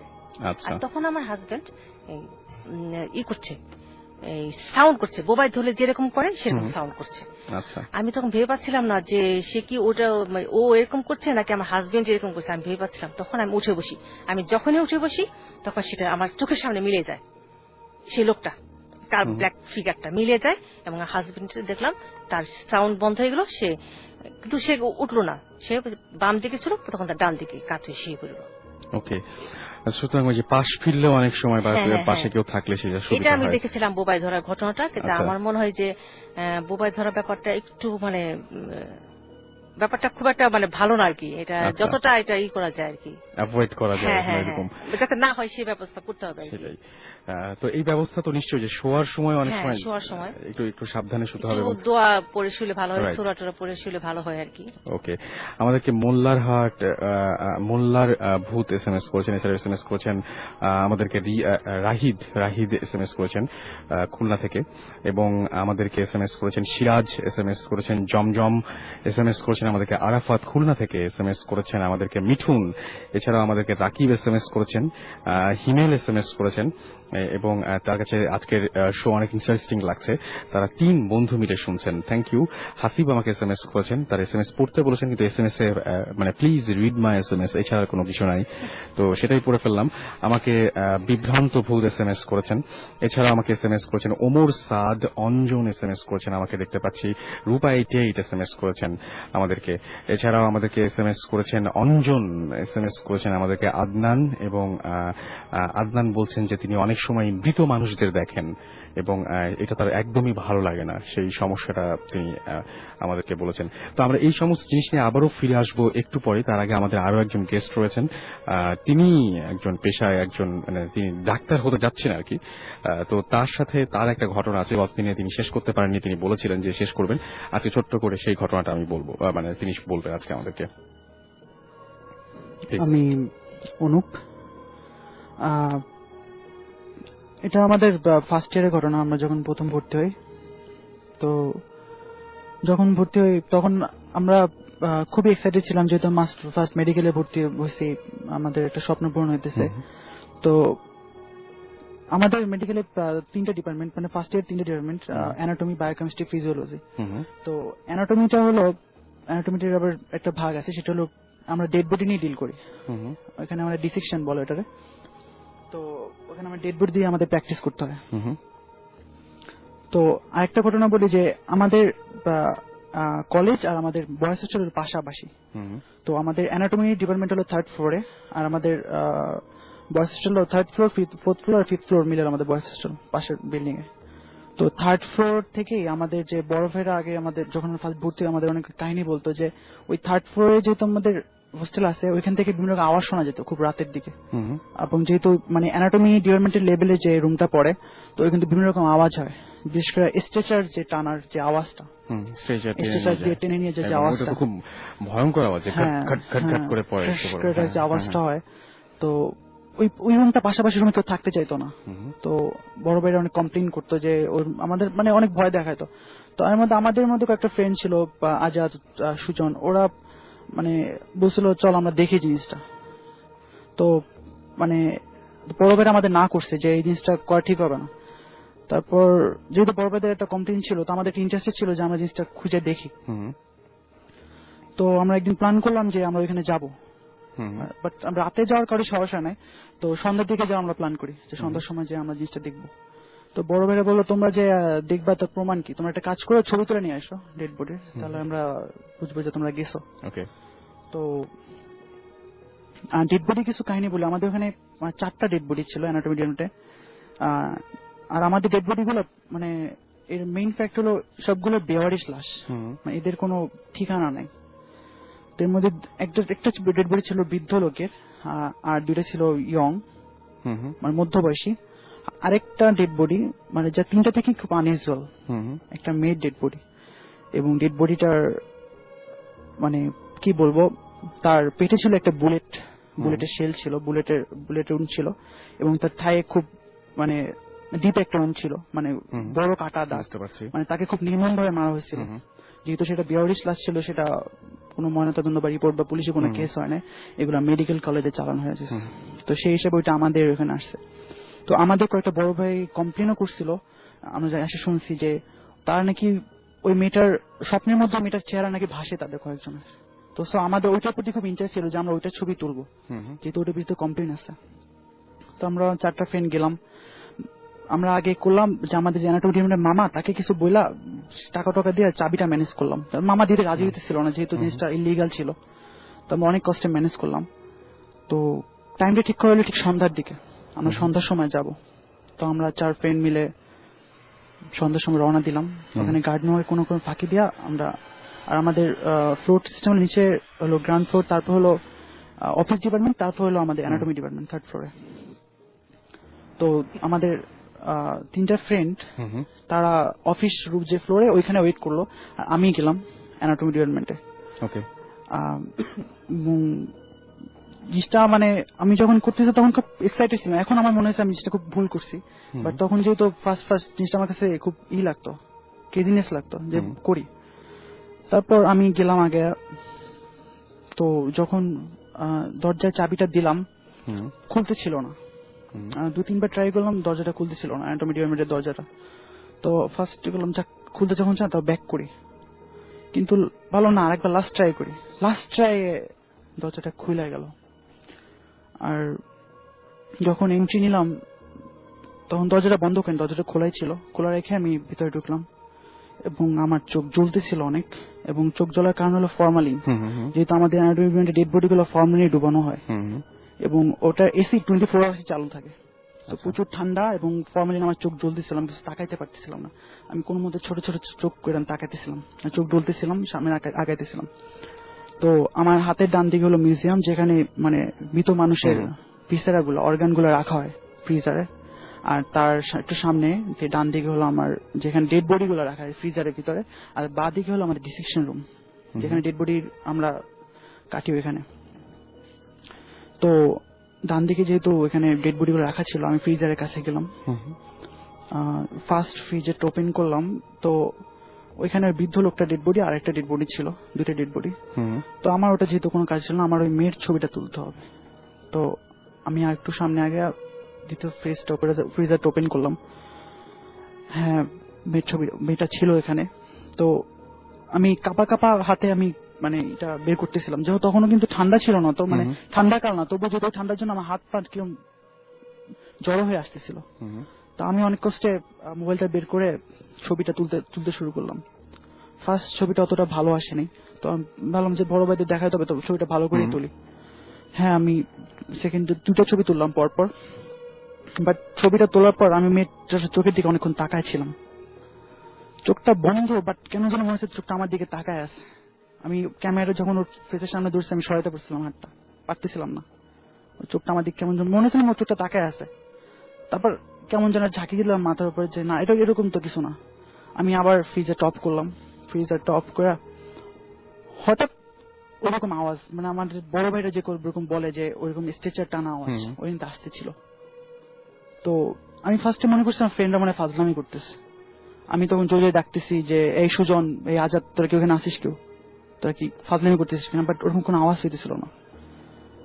তারপর আমি ভাবছি চলে যাব, বাট কেন মনে হলো না একটু দেখি যে আসলে এটা কেন হয়। কারণ আমি থার্ড ফ্লোরে, বাট পাশাপাশি থাকি না, বাট একটু দূরে রুমেই থাকি। বাট মনে হলো দেখি জিনিসটা, তো বড় ভাইদের বলতে পারবো আসলে ওরকম কিছু না, তাদের একটু স্যাটিসফাইড করতে পারবো। তো আমি একটু সামনে আগালাম। তারপর সামনে যখন আগাইতেছি, তো আমার প্রচুর চোখ জ্বলতেছিলাম, কিছু দেখতে পারতেছিলাম না। আমি চোখ ডলতে আগাইতেছিলাম। তো এক সময় যখন ওই স্ট্রেচার দুইটা স্ট্রেচার, একটা খালি ছিল আর একটা ডেড বডি ঢাকা ছিল, ওর উপর একটাই লাইট জ্বলতেছিল আর বাকি ডিস্ট্রেচার মোটামুটি অন্ধকার, বাট কিছু কিছু দেখা যায়। তো আমি সামনে যখন আগালাম দেখি যে ওরকম কিছু না, স্ট্রেচার 2টা পাশাপাশি আছে। তো আওয়াজটা কোত্থেকে আসতেছে, তো আমি ব্যাক করবো, তারপর একটু মনে টান ধরে যে কোন ডেড বডিটা রাখা। আমি সামনে যখন যাই, আমি মানে হাতটা দিব, আমার হাতটা কাঁপতেছিল, ঠান্ডা, ওদিকে আমার চোখ জ্বলতেছে, আমি কি বুঝতে পারতেছিলাম না কি করবো। আর আমি এরকম আমার ইচ্ছা ছিল না, মনে হচ্ছে কিছু ইচ্ছার বিরুদ্ধে আমার কাজ হইতেছে। আমার হাত আগেই চলে যাইতেছে, আমি মানে কেমন যেন আমি সরালাম, সাদা কাপড়টা সরালাম। আমি যে শক যে আমি যে ডেড বডিটা দেখে আসছি ফ্রিজারে, এই ডেড বডিটা এখানে কেন আসলো। আপনি একদম এক্স্যাক্টলি ওইটাই ডেড বডিটাই দেখছি, আমি দেখতেছি ওই ডেড বডিটা এখানে রাখা। আমি কি করছি, আমি জাস্ট মোড়ে দৌড় দিছি, বাট কেমন শক্তি পাইতেছিলাম না সারা শরীরে। দৌড় দিলাম কোনো মতে। আমি ওই যে তারা তো ব্যাগ লাগানোর সব চিন্তা আমার মাথায় কিছু না, আমার জাস্ট ওখানে দৌড়িতে বাঁচতে হবে, এর জন্য কিছু মনে ছিল যে বাঁচতে হবে টাইপের, ওইখান থেকে যাবো, এটা আমার জাস্ট একটাই ছিল। আমি জোরে দৌড় দিলাম, আর চিৎকার করে দৌড় দিছি।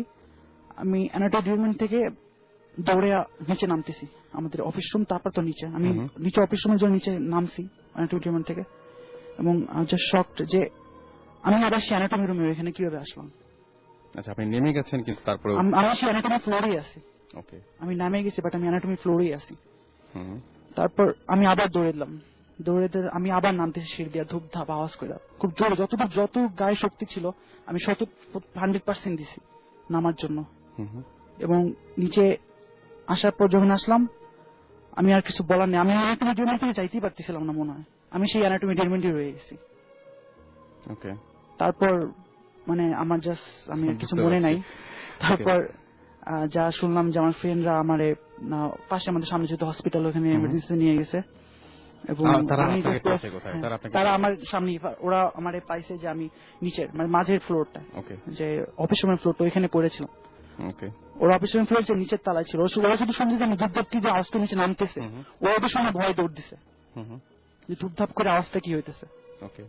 ওরা অবশ্য অন্য কিছু, এই জন্য নিচে চলে আসে। বাট ওদের কিন্তু এই যে ঘটনাটা হলো, আপনাকে চিকিৎসাও পেলেন আপনি, তারপরে আর কোনো সমস্যা হয় না? ওদের আমার টানা 7 দিন জ্বর ছিল।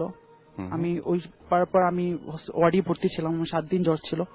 এবং আমি জানি না জ্বরের মধ্যে কি হয়েছে, আমার ফ্রেন্ড নাকি অনেক কাহিনী বলছে যে তুই এই করছিস সেই করছিস, আমি নাকি চিলাচিলি করছি অনেক, আমার কিছু খেয়াল নেই। তো পরে আমার ওই ফ্রেন্ডরা আমার মোবাইলে চেক করলো, এবং আশ্চর্যের বিষয় যে মোবাইলে মেমোরি কার্ড পুরা ফ্ল্যাশ, মানে মোবাইল কিছুই ছিল না।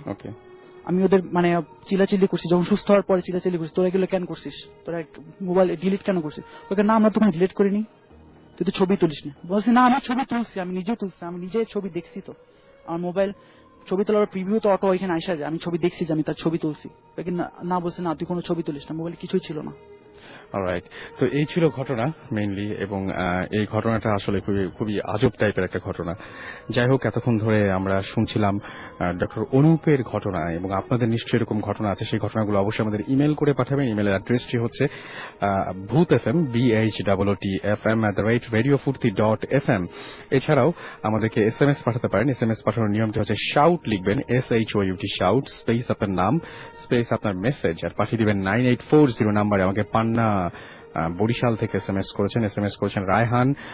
এছাড়া আমাদেরকে এসএমএস করেছেন দেখতে পাচ্ছি মামুন খুলনা থেকে, আদিবা এসএমএস করেছেন আমাকে, জিয়া গাজীপুর থেকে এসএমএস করেছেন, এবং তিনি বলেছেন যে এসএমএসটা পড়ো, কিন্তু এসএমএসটা আসলে সবাই বলছেন পড়ো, বাট মানে এসএমএস এর মধ্যে আর কোনো কিছু লিখছেন না।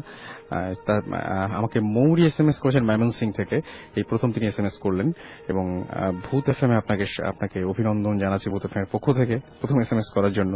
কান্তা আমাকে এসএমএস করেছেন, এবং কান্তা এসএমএস করে বলেছেন যে আমি কাজিনের সাথে ঘুমাই, এবং তিনি যেটা বলছেন যে রাত 3:30টার দিকে কোনো এক রাতে তার পায়ে নরম কিছু একটা ছোঁয়া লাগে, এরকম একটা কিছু, এবং তারপরে যেটা হয় খুব নরম একটা কিছু লাগলেও তারপর থেকে তার পা প্রচন্ড ব্যথা করতে শুরু করে বেশ কিছুদিন। হিমেল মিরপুর থেকে লিখেছেন, আমাদেরকে এসএমএস করেছেন, এবং হিমেল মানে জিনদের সম্পর্কে অনেক কিছু জানতে আগ্রহী আর কি। মাসুম আমাকে এসএমএস করেছেন, এবং মাসুম বলছেন যে তিনি নদীর পাড়ে বসে ভয়ের সাথে তিনি শুনছেন আমাদেরকে। হৃদয় আমাদের এসএমএস করেছেন, এছাড়াও ঘোস্ট হান্টার আমাকে এসএমএস করেছেন সামিহা, এসএমএস করেছেন সাবিহা। আমরা একটু পরে আপনার কাছে আবারও আসবো, তার আগে আরমান আছেন আমাদের সাথে। আরমানের কাছে একটা ঘটনা রয়েছে, সেই ঘটনাটা আমরা একটু শুনে আসবো আরমানের কাছ থেকে। আরমান ভাই কেমন আছেন? এই তো ভালো আছি। ওকে, সো আরমান ভাই আমরা ঘটনায় চলে যাই। আচ্ছা, ঘটনাটা হচ্ছে আপনার নোয়াখালীর ঘটনা। এটাতে যাওয়ার কথা, আমাদের সবারই যাওয়ার কথা ইনফ্যাক্ট। তো ওইখানে আপনার একটা গাব গাছ ছিল অনেক আগে, 88 এর দিকে মনে হয়। তো গাব গাছটা আপনার একটা বাসার পাশে ছিল, একটা টিনের ঘর ছিল, তো টিনের ঘরের সাথে তো যেই লোকটা ওইখানে থাকতেন, মানে যেই লোকের বাসা ওইখানে, তো উনি ওই জায়গাটাতে কি যেন একটা করবে, তো ওই গাব গাছটা কেটে ফেলবে। আচ্ছা, তো ডিসিশন নিয়েছে যে সকালে কাটবে গাব গাছটা। তো আপনার এরকম রাতে যখন ঘুমানোর পর রাতে স্বপ্নে দেখছে যে কে যেন তাকে বলতেছে যে গাব গাছ যাতে না কাটা হয়, কারণ এটা হচ্ছে তাদের যাতায়াতের রাস্তা, এবং যদি কাটা হয় এটা খুব বিপদ হবে তাদের। তো যিনি মুরব্বী ছিলেন, তো উনি কিছুই কেয়ার করেন নাই। সকালে 3 জন লোককে অ্যাপয়েন্ট করলেন, মানে লেবারদের নিয়ে গাছটা কাটা শুরু করলো। গাছটা যেই দিন কাটছে ওই দিন রাত্রে 3 জনের মৃত্যু হয়েছে। এটা নোয়াখালীতে। আপনার নোয়াখালী একটা কি বাজার জানি আছে, অনেক ফেমাস বাজার নাকি বাংলাদেশে, তো ওই বাজার এরিয়াতে। তো রাত্রে ওই 3 জন মারা গেছে, ওই 3 জন লেবার মারা গেছেন। এবং মধ্যরাত্রের দিকে ওই ঠিক বাসার পাশে একটা মসজিদ ছিল। তো উনি মুরব্বী সবসময় মসজিদে যায় নামাজ পড়তেন। তো রাত্রের দিকে আপনার ফজরের ঠিক আগে আগে আপনার হুজুর যখন আজান দিবে, তার আগে অজু করার টাইমে শুনতেছে পুকুরের একটা আওয়াজ, মানে আশেপাশে পুকুর ছিল আর কি। পুকুরে পানি, মানে পানির উপর লাফাইলে যেরকম একটা আওয়াজ হয়, এরকম একটা আওয়াজ শুনতেছে। তো উনি তেমন একটা কেয়ার করে নাই। আজান টাজান দিয়ে নামাজ যখন শেষ করছে তখন দেখছে যে আপনার ওই মুরব্বী আসে নাই। প্রত্যেকদিন যে মুরব্বী আসে ওই মুরব্বী আসে নাই। তারপর ওনার মাথায় চিন্তা হইলো যে পুকুরে এরকম একটা আওয়াজ হইলো, পাশেই পুকুর। তো উনি গেছেন ওনার বাসায়, যে বাসায় উনি থাকেন। তো ওনার ছেলে আবার ডক্টর, মানে এই মুরব্বী ছেলে ডক্টর। তো ডাকতেছে ছেলেকে, গিয়ে বলতেছে বাবা কি বাসায়? বলে না, বাবা তো নেই। তো পুকুরের দিকে তাকায় দেখে একটা হাত এরকম উপরে, জাস্ট একটা হাত ভাসে আর কি। আচ্ছা, তো সব দৌড়ায় টোড়ায় গেছে, গিয়ে দেখে ওই মুরব্বীর লাশ পুকুরে, এবং মুখের মধ্যে একটা মাছ, এবং তার পুরো শরীরে কাটা, হাতটা ছেলা আর কি। তো ওই পুকুরের সাথেই একটা বট গাছ ছিল। পরে যখন তার লাশ বের করেছে দেখে পুরো শরীরে আপনার মানে খামচি যেরকম দিলে, মানে বট গাছে যেরকম, মানে তাদের সাসপেকশন এটা যে বট গাছের উপরে নিয়ে ফালাই দেওয়া হয়েছে তাকে, একদম টপে নিয়ে তারপর ফালাই দিছে। মাঝখান থেকে যেহেতু ছিটে পড়ছে এর জন্য গাটা কেটে গেছে আর কি। তো এটা হচ্ছে ওনার বাবা এইভাবে মৃত্যু হইলো। তারপরের দিন আপনার যেই ছেলে ছিলেন মানে ডাক্তার, তো উনার রাত্রে এরকম আপনার দেখছে যে 7 জন পরী আসছে তার কাছে, এসে বলতেছে যে আমরা এখন এই পরিবারেরই অংশ হয়ে গেছি, এবং 7টা খারাপ পরী, মানে ওই বট গাছ কাটার কারণে এটা হয়েছে আর কি। তো 7 জন পরী ওদের পুরো ফ্যামিলির হয়ে গেছে। তো একটা ডাক্তারের নরমালি কিন্তু মানে মোটামুটি যারা একটু মানে শিক্ষিত 2টা থেকে 3টা বাচ্চার বেশি থাকে না। ওনার ঘরে 11 জন বাচ্চা, 11টা সন্তান আর কি, তার মধ্যে একজন মারা গেছে। আচ্ছা। এবং 3 জন মেয়ে এবং 7 জন ছেলে। হাফেজ হচ্ছেন একজন, এবং বাবাও হাফেজ, মাও হাফেজ, সম্ভবত মাও হাফেজ। তো আপনার এরকম পরিবার আসে বাসার মধ্যে, এসে খুব ডিস্টার্ব করে তাদেরকে। তো যারা যেমন 2 জন গেস্ট গেছে ওদের বাসায়, ওদেরই আত্মীয়। তো 2 জন গেছে, একজন জাস্ট ভিতরে ঢুকছে লাঞ্চের টাইমে, তো লাঞ্চের টেবিলে বসছে, মানে মাটিতে বসছে খাইতে। পিছন থেকে আরেক ফ্রেন্ড ঢুকবে, তো এমন টাইমে ওই মহিলা মানে যে বাসার মানে ডক্টরের ওয়াইফ যিনি, তো উনি বলতেছে যে বাসায় মেহমান আসছে, বের হয়ে যাও। আচ্ছা। ওই ছেলেটা ভাবছে যে ওকে বললো নাকি, সে আবার পিছে টিছে তাকায় দেখতেছে যে মানে কাকে বললো কথাটা, কিছু ভাবে নাই।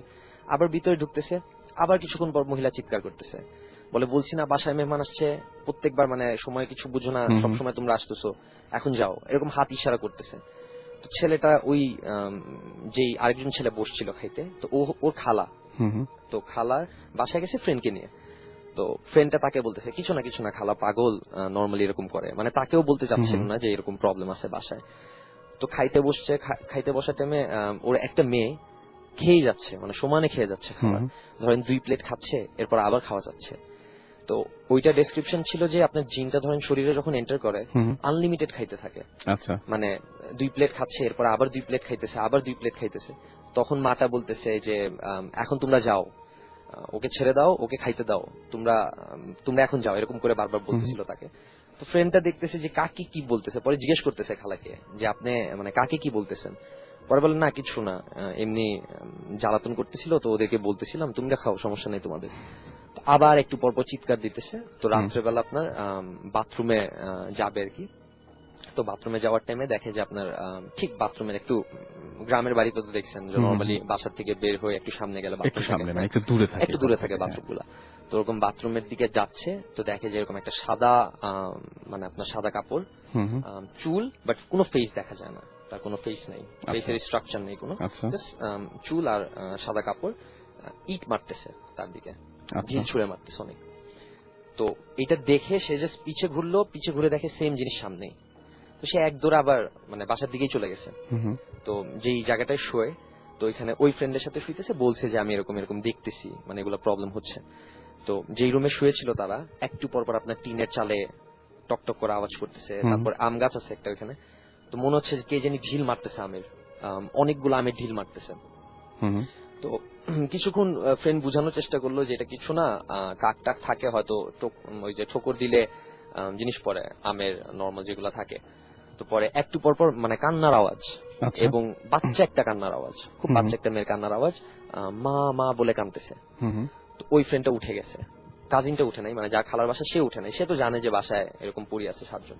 তো ওই ফ্রেন্ডটা উঠছে, উঠে যেই রুমে বাকিরা ঘুমায়, আস্তে করে তাদের দরজার সামনে কান পাচ্ছে যে ওই রুম থেকে কেউ ফাইজলামি করতেছে নাকি না। তো ওই বাসায় একজন নানি আছেন, তো নানি বলতেছে তোরা সময় কিছু বুঝিস না, যখন তখন জ্বালাতন করতে আসোস, দিন দুপুর নাই রাত নাই, এরকম চিৎকার দিতেছে নানি। তো ছেলেটা যখন এইটা শুনছে যে ওই রুমের কেউ না, নানি উঠে এরকম চিল্লাচ্ছে, তখন এই ফ্রেন্ডটা তাকে বললো যে পুরা কাহিনী তাকে বললো যে আপনার ওই গাব গাছ কাটার পর থেকে 7টা জিন ভর করে, এবং ওই টোটাল 10 জন ছেলে মেয়ের উপরে ভর করে। ধরেন আপনার হঠাৎ করে ছেলেরা খাচ্ছে বা বসে আছে, যে তাদের মধ্যে যে হাফেজ তার কোনো ক্ষতি হয় না, এবং মা যেহেতু আপনার মাও হাফেজ বাবাও হাফেজ, তাদের কোনো ক্ষতি হয় না। তো তাদের ডেসক্রিপশন হচ্ছে যে যেহেতু তারা কোরআন শরীফ মুখস্থ করা, তারা খারাপ জিন, মানে এগুলা খারাপ পড়ি, যদি এই হাফেজ গুলা না হতো, তারা নর্মাল যদি না হতো, তাহলে ক্ষতি ডেফিনেটলি করতো। তো ওদের এক কাজিন ছিল, রাত্রেবেলা মানে পালক হিসাবে নিছিল ওই বাসায়, ওই ডক্টর পালক হিসাবে ছেলেটাকে নিছিল। তো সামনে একটা দোকান ছিল, তো ওই দোকান থেকে যখনই ছেলেটা আসতো পিছনে থাপ্পড় মারতো ছেলেটার। আচ্ছা। তো ভয়ের চোটে ছেলেটা আবার দোকানে ব্যাক করে মোমবাতি কিনে আনছে একটা, মানে মোমবাতি নিয়ে আসছে দোকান থেকে, মোমবাতি নিয়ে মোমবাতি জ্বালা আসতেছে। তো গ্রামের বাড়িতে আপনার বাতাস তো প্রচুর, তো মোমবাতি নিয়ে আস্তে আস্তে মোমবাতি নিভে গেছে। এরপরে তাকে ঠিক ঘাড়ের উপরে চাপা দিয়ে মাটিতে ফালাইছে, এবং মানে পা দিয়ে চাপা দিলে যেরকম লাগে ঘাড়ে, পা দিয়ে আটকায় রাখছে, উঠতে দিচ্ছে না তাকে। তো হাতের মধ্যে ম্যাচ নিয়ে সে আবার জ্বালাইছে, সাথে সাথে মানে ওই ভারনেস যেটা ছিল একটা ভারী ওটা চলে গেছে মানে গা থেকে। তো ছেলেটা উঠছে, উঠে ওই সামনে যে বট গাছটা ছিল তো ওইখানে আপনার ঠিক বটগাছের সামনে গেছে, হঠাৎ করে বাড়ি খেয়ে পুরো হাতের এই জায়গা থেকে মানে আপনার মাসেলের এখান থেকে পুরো মাংস আর হাড্ডি বের হয়ে গেছে ছেলের। আচ্ছা, মানে এত জোরে চাপ খেয়েছে বটগাছের সাথে।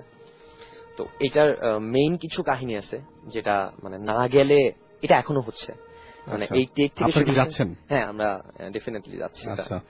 ওইখানে আপনার খালি পারমিশন হচ্ছে, মানে পারমিশন যেটা দেয় নাই সেটা হচ্ছে যে কোনো মানুষের আমরা ভিডিও করতে পারবো না, কারণ যেহেতু অনেক আপনার হাফেজ পরিবার, তো মানুষের ভিডিও করতে পারবো না। বাট বাসায় যদি অ্যাক্টিভিটিস কিছু হয়, যেরকম আপনার উল্টাপাল্টা যদি কিছু হয়, এগুলো সব ভিডিও করার এক্সেস আছে। এন্ড মানে ফেস ভিডিও করতে দিবে না তারা। তা আমরা যদি পসিবল হয় ফেস ভিডিও করে হয়তো মানে ভিডিওটা ব্লার করে দিব যাতে ফেস না দেখা যায়। বাট এখনো মানে ইনভিটেশন একদম ওপেন ইনভিটেশন। মানে আমি আশা করছি যে ভয়ঙ্কর কিছু দেখবেন, কারণ আমি এর আগে একবার শুনেছিলাম এরকম ঘটনা, ভূত এফএম আমরা আলোচনা করেছিলাম যে একটা বাড়ির সামনে দাঁড়িয়ে আছেন সবাই এবং দাঁড়িয়ে থেকে দেখতে পাচ্ছেন যে চোখের সামনে কেউ নাই, কিন্তু আলমারি থেকে কাপড় বেরিয়ে আসছে, সোফার পিলো ছোটাছুটি হচ্ছে, এরকম ঘটনা শুনেছিলাম। উদ্ভট কিছু পেয়ে যেতে পারেন আপনারা ডেফিনেটলি। মানে এটা যেই আত্মীয়র কথা বললাম, ওদেরই মানে যেই ছেলে গেছিল, যা খালা হয়, ওর মা ওই গ্রামেই বর্ষার সময়, এটা অনেকে হয়তো বলে কুসংস্কার, বাট এটা আমি প্রথম শুনলাম এটা আজকে, যে আপনার বর্ষার সময় ভোর দুপুরে আপনার ক্ষেতের ওইখান থেকে আসতেছিল হেঁটে, তখন উনি গর্ভবতী ছিল আর কি, একদম দুপুরবেলায়। হ্যাঁ, দুপুরবেলায় হেঁটে আসতেছিল গ্রামের বাড়িতে বর্ষাকালে। তো আপনার ক্ষেতের মধ্যে দেখে কি মাছ, কি মাছ জানি, ছোট ছোট মাছ এরকম ক্ষেতের মধ্যে ভাসতেছে। তো উনি ওনার শাড়ির আঁচল দিয়ে মাছগুলা তুলে আনছে। তুলে এনে যখনই বাসায় ঢুকছে, তো ওই আন্টির মা ছিলেন, তো বলতেছে এগুলো কোত্থেকে নিয়ে আসলি? বলে ওই ক্ষেতের মধ্যে মাছগুলা লাফাচ্ছিল, আমি তুলে নিয়ে আসছি, খাবো। তো তখন বলতেছে এটা তো সর্বনাশ করে ফেললি, গর্ভবতী অবস্থায় ভোর দুপুরে মাছ তোলার জানোস না কি হয়, এইসব কথা বলতেছে। তো ওদের ওইখানে মানে এটা নাকি গ্রামে বলে আর কি, যে আপনার ভোর দুপুরে নাকি মাছ তুললে, এরকম গর্ভবতী মা যদি থাকে, এটা নাকি আপনার খারাপ কিছু একটা ধরে। আচ্ছা। তো উনি আন্টি তেমন একটা কেয়ার করেন এটা। তো উনার যখন ডেলিভারি হয়, বাচ্চাটা মরা পয়দা হয়, মানে বাচ্চাটা মারা যায়, প্রথম বাচ্চা উনার মারা যায়। তো ওনারা ঢাকায় ব্যাক করেন। ঢাকায় ঠিক আমাদের বাসার সামনে একটা বাসা আছে, ওইখানে থাকেন। তো সেকেন্ড বাচ্চা যখন হয়, তখন উনি দেখে আপনার উনি দেখে এটা যার সাথে ঘটে, মানে সেই দেখতেছে আর কি, যে একটা মানুষ, কোনো মাথা নাই, এবং তার চোখ দুইটা বুকে, ওই মানুষটার পুরুষ আর কি একটা, এবং তাকে মারতে আসতেছে, আর লিটারেলি তার গলা চাপ দেয়, মানে তাকে হত্যা করতে যায় আর কি। তো উনি মনে মনে সূরাগুলা পড়ে, দোয়া দুরুদ পড়ে, তখন তাকে ছেড়ে দেয়, হালকা একটু রিল্যাক্স ফিল করে অজ্ঞান হয়ে যায়।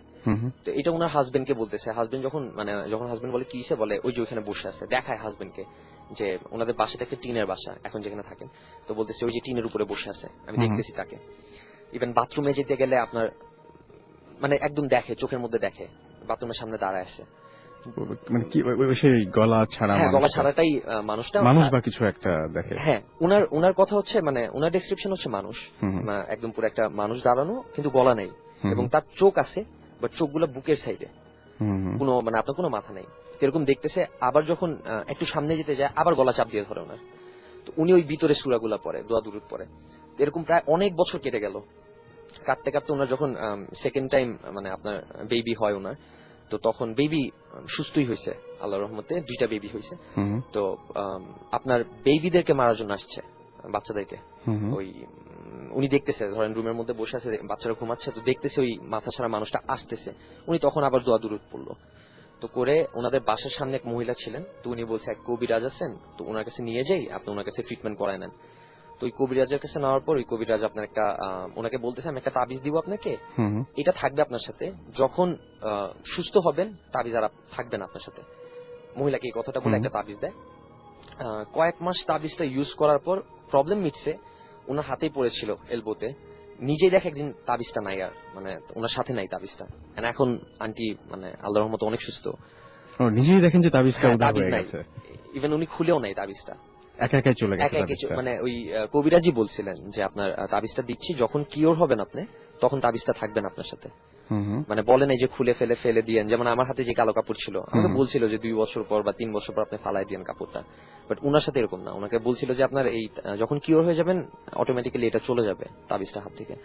আন্টির সাথে আজকে মানে আমি এখান থেকে ইনফ্যাক্ট এখানে আসার আগে দেখা করে আসতাম, পর আন্টি ঘুমায় গেছে, কালকে গিয়ে দেখা করে আসবেন। ওকে, সো আমাদের এরকম ঘটনা চলতেই থাকবে। আমাদেরকে আরো অনেকে এসএমএস করেছেন, লিখেছেন my name is Mehedi. All right Mehedi, thank you SMS পাঠানোর জন্য। অ্যান্ড সবাইকে ধন্যবাদ জানাচ্ছি এই জন্য যে এত রাত পর্যন্ত যারা আমাদের সঙ্গে রয়েছেন। আমাকে এসএমএস করেছেন, এছাড়াও পলাশ শ্যামলী থেকে এসএমএস করেছেন, তৌসিফ আমাকে এসএমএস করেছেন এবং তিনি শুনছেন এবং ভয় পাচ্ছেন জানিয়েছেন। ফরহাদ আমাদের এসএমএস করেছেন খুলনা থেকে। এছাড়াও মোহাম্মদ ওমর আমাদের এসএমএস করেছেন, ইমন এসএমএস করেছেন বরিশাল থেকে, আমাকে জাকির এসএমএস করেছেন, জাকির খান। এছাড়াও রুদ্র আমাদের এসএমএস করেছেন আমাদেরকে কিরণ বরিশাল থেকে, আমাদেরকে এসএমএস করেছেন আবিদ, এছাড়াও প্রমি এসএমএস করেছেন আমাদেরকে মিতি, এছাড়াও এসএমএস করেছেন শিশির, এসএমএস করেছেন হাসান রেবা খুলনা থেকে। এছাড়া অনেকেই এসএমএস করছেন যারা এসএমএস এখনো পাঠাতে পারেননি। তাদেরকে বলবো শাউট লিখে স্পেস দিয়ে আপনার নাম লিখে স্পেস দিয়ে আপনার মেসেজ লিখে পাঠিয়ে দিন 9840 নাম্বার, অর্থাৎ মোবাইলের মেসেজ ওখানে গিয়ে টাইপ করুন SHOUT শাউট স্পেস আপনার নাম স্পেস আপনার মেসেজ, আর পাঠাতে হবে 9840 নাম্বারে। মাসুম ঢাকা থেকে এসএমএস করেছেন মালিবাগ থেকে। এছাড়া আমাদেরকে এসএমএস করেছেন শ্যাডো অফ ডার্ক লর্ড, এটা হচ্ছে যাত্রাবাড়ির এসএমএস। আমাদেরকে এসএমএস করেছেন সরকারি ভূত আজকেও জুরাইন থেকে। আমাদেরকে এসএমএস করেছেন উত্তরা থেকে প্রতীথি। এছাড়াও মাশফি এসএমএস করেছেন, রাজন এসএমএস করেছেন আমাদেরকে, হৃদয় এসএমএস করেছেন, রহমত এসএমএস করেছেন আমাদেরকে, সুমিত এসএমএস করেছেন খুলনা থেকে। সুতরাং আমরা বুঝতেই পারছি অনেক এসএমএস পাচ্ছি। আর এর মাঝখানে আমি একটা কথা মাঝে মাঝে আপনাদেরকে বলতাম যে রাতের বেলায় কোনো কিছু দেখবেন ভালো কথা, কোনো কিছু এক্সপেরিয়েন্স করলে কি করতে হবে সেটাও বহুবার আমরা ভূত এফএমে আলোচনা করেছি। একটা কথা সবসময় আমরা বলি যে রাতের বেলায় যারা টয়লেটে যান বা ওয়াশরুমে যান তারা কোনো সময়, আমি একবার অনেকবার বেশ কয়েকবার উল্লেখ করেছিলাম যে আয়নার দিকে তাকাবেন না বা গ্লাসের দিকে তাকাবেন না। হঠাৎ করে ঘুম ভেঙে কিছু একটা দেখলে হয়তো অনেক ভয় পাবেন, বা গ্লাস জাতীয় জিনিসের দিকে যদি থাকে ঘরে সেদিকে না তাকানোটাই ভালো, যদি আপনার কোনো সমস্যা না থেকে থাকে আর কি। আমি এটা একটু আপনাদের কনফার্ম করে দিচ্ছি। আচ্ছা, গ্লাসের সাথে এই রিলেশনটা একটু বলবেন আপনারা আমাদেরকে? জিন জাতিদের কিন্তু আয়নায় ওদের প্রতিবিম্বটা পড়ে না, আয়না রিফ্লেক্স হয়, কিন্তু কাচের ভিতর থেকে এখানে যে কাঁচ রাখা হয় ওরা যে জায়গা থেকে ওই শেপটা সেখানে পড়ে, প্রতিবিম্বটা সেখানে পড়ে, ওদেরকে দেখা যায়। যেমন আমি দেখেছি আমাদের বাসায় কাচের শোকেসের গ্লাসটা ছিল যেখানে জিনটা যেখানে দাঁড়ায় থাকতো ওই শেপটা আমি খুব স্পষ্ট ভাবে দেখতে পারতাম কাচের ভিতর দিয়ে। আচ্ছা, তখন হাত গুলো মুখ বেশ ভালো মতো বোঝা যাচ্ছিল। আমি যখন শুধু দেখতাম তার চেয়ে ভালো আমি দেখতে পেতাম ওই কাচের ভেতর দিয়ে। তখন এটা খুব ফলো করতাম জিনিসটা, দেখতাম যে ওরা ঘোরাঘুরি করতেছে। তখন আমি দুইটা শোকেস প্রায় কাছাকাছি রেখে দিয়েছিলাম, যার জন্য আমাকে দেখতে সুবিধা হচ্ছিল আমার। আচ্ছা, এভাবে দেখে আমি খুব আশ্চর্য হয়ে গেছি যে ওদের কাচের ভেতর থেকে স্পষ্ট ভাবে দেখা যায়।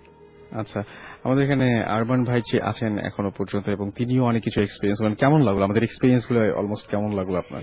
হ্যাঁ, খুব ভালো লাগছে আমার। ওকে, সো এমনিতে আরমান ভাই একটা ঘটনা বলছিলেন, উনি তো নারায়ণগঞ্জ থেকে আসছেন, আপনি বলছিলেন যে ওই এলাকারই একটা ঘটনা, যে আপনি বলছিলেন যে গাছ দিয়ে রক্ত পড়ার একটা ঘটনা নাকি? মুন্সিগঞ্জের এরকম আছে নাকি? গাছ দিয়ে রক্ত পড়ে। আমি লিসনার যারা শুনছেন তাদেরকে বলি যে আমি এই ঘটনাটা একটু বলি। সেটা হচ্ছে যে আমি কিছুদিন আগে গেছিলাম, আমি আরমান ভাইয়ের কাছে বাইরে ঘটনাটা শুনে আসলাম এবং শুনে এসে উনি বললেন যেটা শেয়ার করবেন, এবং যে মুহূর্তে উনি বলছেন সেই মুহূর্তে আপনিও বললেন ইনফ্যাক্ট যে এরকম একটা ঘটনা আছে। কি ঘটনা একটু বলবেন? এটা এক্সাক্ট ঘটনাটা আমার আচ্ছা, তাহলে আমি আপনার কাছে শুনি। আমি ঠিক এক্সাক্ট জানি না। আমি কিছুদিন আগে আমাকে ওটা আমরা দেখতে গিয়েছিলাম আর কি, বিরাট বড় গাছ, কাটলেই রক্ত পড়ে আর কি। 7-8 জন ধরে ওটাকে ই করতে পারবে না, এত বড় গাছ। আমরা একটু পরীক্ষা করে দেখি, কিন্তু আমাদের হাতে তো কিছু ছিল না সেই ধরনের কিছু, যেটা কি যদি ছুরি বা কিছু দিয়ে যে গর্ত করা হয় রক্ত পড়ে। হ্যাঁ, এবং মানুষের রক্ত পুরো। এটা আমি আজকে সন্ধ্যার দিকে আমাকে একজন বললো আর কি নিয়ে যাবে। আচ্ছা, তো উনি থাকে ওইখানে, ওই মুন্সিগঞ্জের ওখানে। তো আমাকে বললো উনি নাকি এটা করছে এবং উনি দেখছে। এই কাহিনীটা সেম, আমি একটু আগে যে গাব গাছের যে কাহিনীটা বললাম নোয়াখালীর, ওইটাও সেম ছিল। ওইটাও যখন গাছ কাটছে তখন মানুষের রক্ত বেরোইছিল, আর মুন্সিগঞ্জেরটাও সেম। আমি এটা দেখতে যাবো, শ্বাস করলাম না, থাক যদি বের হয় আমরা যদি অস্বাভাবিক দেখে, কারণ গাছটা দেখে আমরা ভয় পেয়ে গেছি। গাছটা একটা ভৌতিক গাছ। স্বাভাবিক। আমাদেরকে কাজী SMS করেছেন বগুড়া থেকে, এবং আমাদেরকে SMS করেছেন দেখতে পাচ্ছি তানভীর মিরপুর থেকে। তো আমার মনে হয় যে ঘটনা তো মোটামুটি আমরা অনেকগুলোই মানে শুনলাম। আপনারা যদি কারো কোনো সমস্যা থাকে সেই সমস্যা নিয়ে আমাদের SMS করতে পারেন, লিখতে পারেন SHOUT শাউট স্পেস আপনার নাম স্পেস আপনার মেসেজ পাঠিয়ে দিতে পারেন 9840 নাম্বারে। আর এমনিতে যে সমস্ত ঘটনা মানুষ এক্সপেরিয়েন্স করে বা সমস্যাগুলো হয়, অনেকে বলেন এরকম যে না মানে দেখা যায় যে কোনো কিছু তাবিজ এগুলো করলে আবার অনেক সময় অন্য রিয়াকশনও হয়। হ্যাঁ, মানে আরো ঝামেলাতেও পড়তে পারে, যে হয়তো জিন বা যাদের জন্য তাবিজটা করলো তারা হয়তো খেপে গেল বা এরকম কিছু একটা। এরকম কি কখনো হয় যে ওরা আরো বেশি অত্যাচার শুরু করে দেয় তখন তাবিজের এফেক্টে? না, এটা আসলে ঠিক নয়। আমি আমার নিজের অভিজ্ঞতায় বলি, যখন আমার সাথে তাবিজ ছিল না তখন আমার কিন্তু খুবই সমস্যা হয়েছিল। অনেকদিন আমার সাথে তাবিজ ছিল না, আমি ইচ্ছে করে রাখিনি। তখন আমার খুবই সমস্যা হয়েছিল। যখন আমি তাবিজ ইউজ করলাম তখন ওরা তাবিজ পড়লে হয় কি শরীর যে মানে একটা প্রোটেকশন, যেটা ওরা মানে শরীরে হাত দিতে পারে না, এটাই হলো সেই কথা। গায়ে হাত দিতে পারে না, এবং ওরা কিন্তু সাধারণত মানুষের মানে গায়ে হাত দিয়ে ক্ষতি করার চেষ্টা করে, আমি যেটা দেখেছি। আর তাবিজটা পড়লে সেটা প্রোটেকশন দেয়, সুরক্ষা কাজ করে। আচ্ছা, সো মানে যেটা মনে হয় যে না আসলে এরকম ভয় পাওয়ার কিছু নাই, সমস্যা হলে তাবিজটা হতে হবে মানে সঠিক ভালো কবিরাজের, বা সে যেন কবিরাজ যেন ভালো হয়, সে কিছু জানে এবং সে যেন। এবং অবশ্যই আপনার কথাটা আমি আরো একবার উল্লেখ করে দিব যে বারবার নিজেকেই কনফার্ম করতে হবে যে এটা মনের ভুল কিনা। মনের ভুল সবচেয়ে বেশি হতে পারে, তারপরে যদি কন্টিনিউয়াসলি ঘটনাটা ঘটে তাহলে বুঝতে পারবো যে কোনো ঝামেলা আছে। জি বলেন। আমি যেটা বলছিলাম যে ভালো একজন হুজুর বা পীর কবিরাজ যাই বলি না কেন, তাকে মানে সে সৎ কিনা দেখতে হবে, তার কার্য কর্মকাণ্ড ভালো কিনা, সে তার হাতে কাজ হয় কিনা, এই ধরনের কবিরাজ বা পীর সাহেবদের দিয়ে কাজ করানো যেতে পারে। আচ্ছা আপা, এমনিতে আমরা মাঝে মাঝে শুনি যে অনেকেই আমাদেরকে SMS করেন, যে এটা আমরা যদিও এর আগেও শুনেছি যে এটা কি আপনার ক্ষেত্রে হয়েছিল কখনো যে ঘরের ওয়েদার চেঞ্জ হয়ে যায় বা মানে গরম হয়ে যায় বা ঘর ঠান্ডা হয়ে যায় বা সুগন্ধ বা দুর্গন্ধ, এরকম ব্যাপারগুলো কি করেছিল? আমার ঘরে যেটা হতো সেটা হলো সবসময় ওই পরিবেশ আতর মাখত, চারজন পরি ওরা এতটাই আতর মাখত যে আমার ঘর, আমি যে রুমে থাকতাম সারাটা দিন সে আতরের গন্ধই থাকতো। আর আতরের এত কড়া তীব্র গন্ধ যে আমি সহ্য করতে পারতাম না, কিন্তু সেগুলো খুব সুগন্ধি, আমার সহ্য হতো না আর কি। ওরা যখনই আসতো দেখতাম যে খুব কড়া আতর মেখে আসতো, আর ওরা যখন আসতো ওরা সব পায়ে নুপুর পড়তো। ওই দেখতাম যে নুপুরের আওয়াজ করতে করতে আমি তখনই বুঝতে ওরা আসতেছে, খুব মানে ওই যে বড় ভারী যে নুপুর গুলো আছে ওই ধরনের আওয়াজগুলো করতো। আর মনে হয় আপনার যে ওই যে কালো কাপড় ইউজ করতেন ওইটাতে আপনার কখনো কোনো সমস্যা হয় না এমনিতে? না, কোনোদিন প্রবলেম হয়নি। বাট ফার্স্টের দিকে যেটা হইতো যে মানে আপনার কালো কাপড়ে থাকলেও প্রেজেন্সটা ফিল করতাম, কমিউনিকেট করতে পারতাম না। হ্যাঁ, উনিও সেটা বলছিলেন যে তাবিজ থাকতো তারপরে বুঝতে পারতেন যে। এখানে তাবিজের একটা কথা আছে, তাবিজ করলে প্রথম হয়তো 2-3 একটু সমস্যা হয়, কিন্তু তারপরে আর সমস্যা। কিন্তু মানে বেসিক্যালি আমার কাছে যেটা মনে হয় মানে আমি তাবিজে খুব কম, মানে আমার পার্সোনাল এটা এক্সপিরিয়েন্স, আমি তাবিজে খুব কম বিশ্বাস করি। এটা হচ্ছে আপনার মানে পুরোপুরি মানে সবকিছুর উপরে হচ্ছে আল্লাহ। মানে যেমন আমার কাছে যখন তাবিজ দিছিল আমার কাছে, তো এটা তো আমি চিন্তা করতেছিলাম যে যায় না, বাট আমি যদি চাইতাম কমিউনিকেট করতে পারতাম, এরকম হতো ব্যাপারগুলো। মানে কালো কাপড় যেটা আমাকে দিছিল আমি চাইলেও কমিউনিকেট করতে পারতাম, বাট আমি নিজে মানে আমার ইচ্ছাটা দাঁড়ানো হয়েছিল আর কি, যে আমার মনের ইচ্ছাটা আটকানো হয়েছিল, এটা আমি ইচ্ছা না করি, বাট প্রেজেন্সে আমি ফিল করতাম। পরে যেটা হলো যে মানে আমি সবসময় আল্লাহকেই বলতাম যে আমি নর্মাল মানে আমি একটা সুস্থ মানুষ থাকতে চাই। আমি মানে এটা আপনিও বলেছিলেন যে আপনিও নামাজে পড়ে গেছিলেন এবং বলেছিলেন যে এরকম আর কি। আমি কখনোই চাই নাই যে জিন দ্বারা আমি পজেস্ট হবো। এবং আমার মনে আছে ওরা একদিন আমাকে স্বপ্ন দেখিয়েছিল যে তোকে আমরা কখনই ছাড়বো না। 4 জন মহিলা আমার মনে আছে, বোরখা পরা নিকাব পরা, আমাকে ভয় দেখাচ্ছে তারা স্বপ্নে, এটা স্বপ্নে, যে তোকে আমরা কখনোই ছাড়বো না এবং তোকে যদি পজেস্ট করতে না পারি বা বশ করতে না পারি তোকে আমরা মেরে ফেলবো। আমাকে ওরা বলছে আমাকে কিভাবে মারবে সেটাও ওই বর্ণনা দিল, বলো তোর ঘাড়ের পেছনে যে রক্তটা আছে সেটাকে আমরা ছিঁড়ে ফেলবো। যখন ছিঁড়ে ফেলবো তখন ডাক্তাররা বলবে তুই ব্রেন স্ট্রোকে মারা গেছিস। যখন আমি স্বপ্নটা দেখি তখন আমি তাতে ঘুম থেকে উঠে দেখি আমি খুব ঘেমে গেছি, স্বপ্নটা খুব ভয়ের ছিল। এবং পরবর্তী কিন্তু ঘটনাটা এগুলো ঘটে গেছে, মানে হয়েছিল প্রায় এরকম। আচ্ছা। এই যে রক টেনে ছিঁড়ে ফেলবে এই ধরনের অ্যাটেম্পট ওরা নিয়েছিল একবার, কিন্তু পারে নাই, ব্যর্থ হয়ে গেছে। আর কোনো ঘটনা আছে আমার ভাই আপনার কাছে? ওকে, তাহলে আমরা শেষ করবো। তার আগে বলি যে সাধারণত কতগুলো আপনি যেহেতু অনেক কিছুর মধ্যে দিয়ে গেছেন এবং আপনি এ পর্যন্ত কতগুলো মানে হুজুর বা পীর এদের দেখেছেন? কতগুলো? 9 জন হবে। 9 জন হবে। এতজনের কাছে আপনি গিয়েছেন এবং শেষ পর্যন্ত আপনি একজনের কাছে উপকার পেয়েছেন। এবং এখন আমি নিজেই মানে অনেক কিছুর সমস্যার সমাধান করতে পারি ইনশাআল্লাহ। এখন আপনি ইনশাআল্লাহ পারেন। সুতরাং এখন আর কারো কাছে আমাকে মানে যেতে হয় না আর কি। যদিও অনেক দূর থেকে আপনি ড্রাইভ করে এসেছেন, এতটা দূর, তারপরেও বলবো যে নেক্সট টাইম যদি আমরা আপনাকে ডাকি আশা করবো যে আপনাকে পাবো ইনশাআল্লাহ। এবং সেই সাথে আমি একটু বলবো যে যারা সাধারণত ভয় পান বা বিভিন্ন ধরনের মানে সমস্যা হয় তাদেরকে আপনি আপনার অভিজ্ঞতা থেকে একটু বলবেন যে কিভাবে এই জিনিসগুলো, এটা দিয়ে আমরা শেষ করে ফেলবো আর কি, ইনফ্যাক্ট যে কিভাবে এগুলো থেকে একটু দূরে থাকা যায় বা তার মাঝখানে যদি কেউ কোনো সমস্যা থাকে সমস্যাগুলো আমাদের SMS করবেন, শাউট লিখে স্পেস দিয়ে আপনার নাম লিখে স্পেস দিয়ে মেসেজ লিখে পাঠিয়ে দিবেন 9840 নম্বরে। আমরা শুনবো আপনার কাছে যে আপনার কি মনে হয় একদম আপনার অভিজ্ঞতা থেকে, এগুলো যে একেবারে সবার ক্ষেত্রেই প্রযোজ্য তা না, আপনি কি মানে অ্যাভয়েড করেন কিভাবে? মানে জিনদেরকে মানে সাধারণত অ্যাভয়েড করা যায় কিভাবে? হ্যাঁ, অ্যাভয়েড অনেক ভাবেই করা যায়। এখন তো বলা সম্ভব না, আমি যদি নেক্সট টাইম হয় আমি এগুলি বলবো কিভাবে অ্যাভয়েড করা যায়, যেটা আমি করেছি, যেটা আমি যেভাবে করেছি। না, এমনি সাধারণ একজন মানুষ সে ভয় পেতে চায় না বা ভয় পায় মাঝে মাঝে, কিছু দেখেনি কোনোদিন? আমার মতে এটা আমি যেটা করি সেটা আমি পরবর্তীতে প্রতিরোধ করতাম। যেমন আমাদের বাসায় একদিন দরজায় খুব মানে শব্দ হচ্ছিল, রাত তখন 3টা বাজে, খুব আওয়াজ করছিল। তখন আমি উঠে, আমার হাতে একটা রড ছিল, আমার বিছানার কাছে সবসময় রড থাকতো একটা, রডটা নিয়ে তখন পাল্টা আমি দরজার মধ্যে দুটো বাড়ি দিয়েছিলাম। তারপর থেকে কিন্তু আমার দরজায় কোনো সময় আওয়াজ হয়নি, বন্ধ হয়ে গিয়েছিল। আচ্ছা, আমি যখন আওয়াজ করি তখন আমার হাজবেন্ড উঠে আসছে, যে সে অবাক হয়ে গেছে। তখন আমি খুব খুব রেগে গিয়েছিলাম যে এইভাবে অনেকক্ষণ ধরে ওরকম নক করছিল, যে আমি এভাবে রড নিয়ে দাঁড়িয়ে আছি বা বাড়ি দিলাম কেন, কি জন্য। পরে তাকে আমি বুঝিয়ে বলছি যে এই ঘটনা আর কি। কিন্তু এরপর থেকে আমার দরজায় সেই যে নক করাটা বা আঘাত করাটা সেটা বন্ধ হয়ে গেছিল।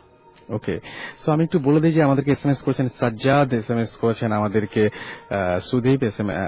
সুদীপ ঘোষ, SMS করেছেন টাঙ্গাইল থেকে, এবং তিনি বলছেন যে আমি একা একা ছাদের উপরে বসে ভূত FM শুনছি, অনেক সাহসী। আপাও একটু আগে বলছিলেন যে ভয় পাওয়া যাবে না। আমাদেরকে অদ্রি SMS করেছেন আমাদেরকে, এছাড়া SMS করেছেন সাইফ, SMS করেছেন আমাদেরকে। আপনারা যারা SMS পাঠিয়েছেন এবং এত রাত পর্যন্ত আমাদের সঙ্গে ছিলেন তাদের সবাইকে ধন্যবাদ জানাচ্ছি। টনি আমাকে SMS করেছেন, আসাদ SMS করেছেন, SMS করেছেন শাহ আলম, রাফি, তারপরে মোহাম্মদ শাওন আমাদের SMS করেছেন, রাতুল SMS করেছেন হচ্ছে আলুবাজার থেকে। আচ্ছা, আমাদেরকে SMS করেছেন ইসমাইল, আমাদেরকে SMS করেছেন ঝন্টু গুলশান থেকে, এবং তিনি বলছেন যে আপু আমার মায়ের দুটি পা ব্যথা করে সব সময়, এবং এটাও কি কোনো, আচ্ছা আমার যেটা মনে হয় কি যে এই ধরনের ফিজিক্যাল কোনো প্রবলেমের জন্য আগে ডাক্তার দেখান। হ্যাঁ, তাই না আপা, যে ফিজিক্যাল কোনো প্রবলেমের জন্য আগে ডাক্তার দেখানো উচিত, ডাক্তার দেখানো উচিত। তারপরে যদি অন্য কোনো সমস্যা থাকে সেটা পরে, আগে আর যদি ফিজিক্যাল সমস্যা নিয়ে আগেই এটাকে প্যারানর্মাল ভাবার কোনো কারণ নাই। আমাদেরকে এছাড়া SMS করেছেন মুক্তারুল জয়পুরহাট থেকে, এছাড়াও আমাদেরকে SMS করেছেন আজিজুল মুন্সিগঞ্জ থেকে, এবং তিনি বলছেন আমার বাড়ি মুন্সিগঞ্জ, দয়া করে বলবেন কি গাছটি কোথায়।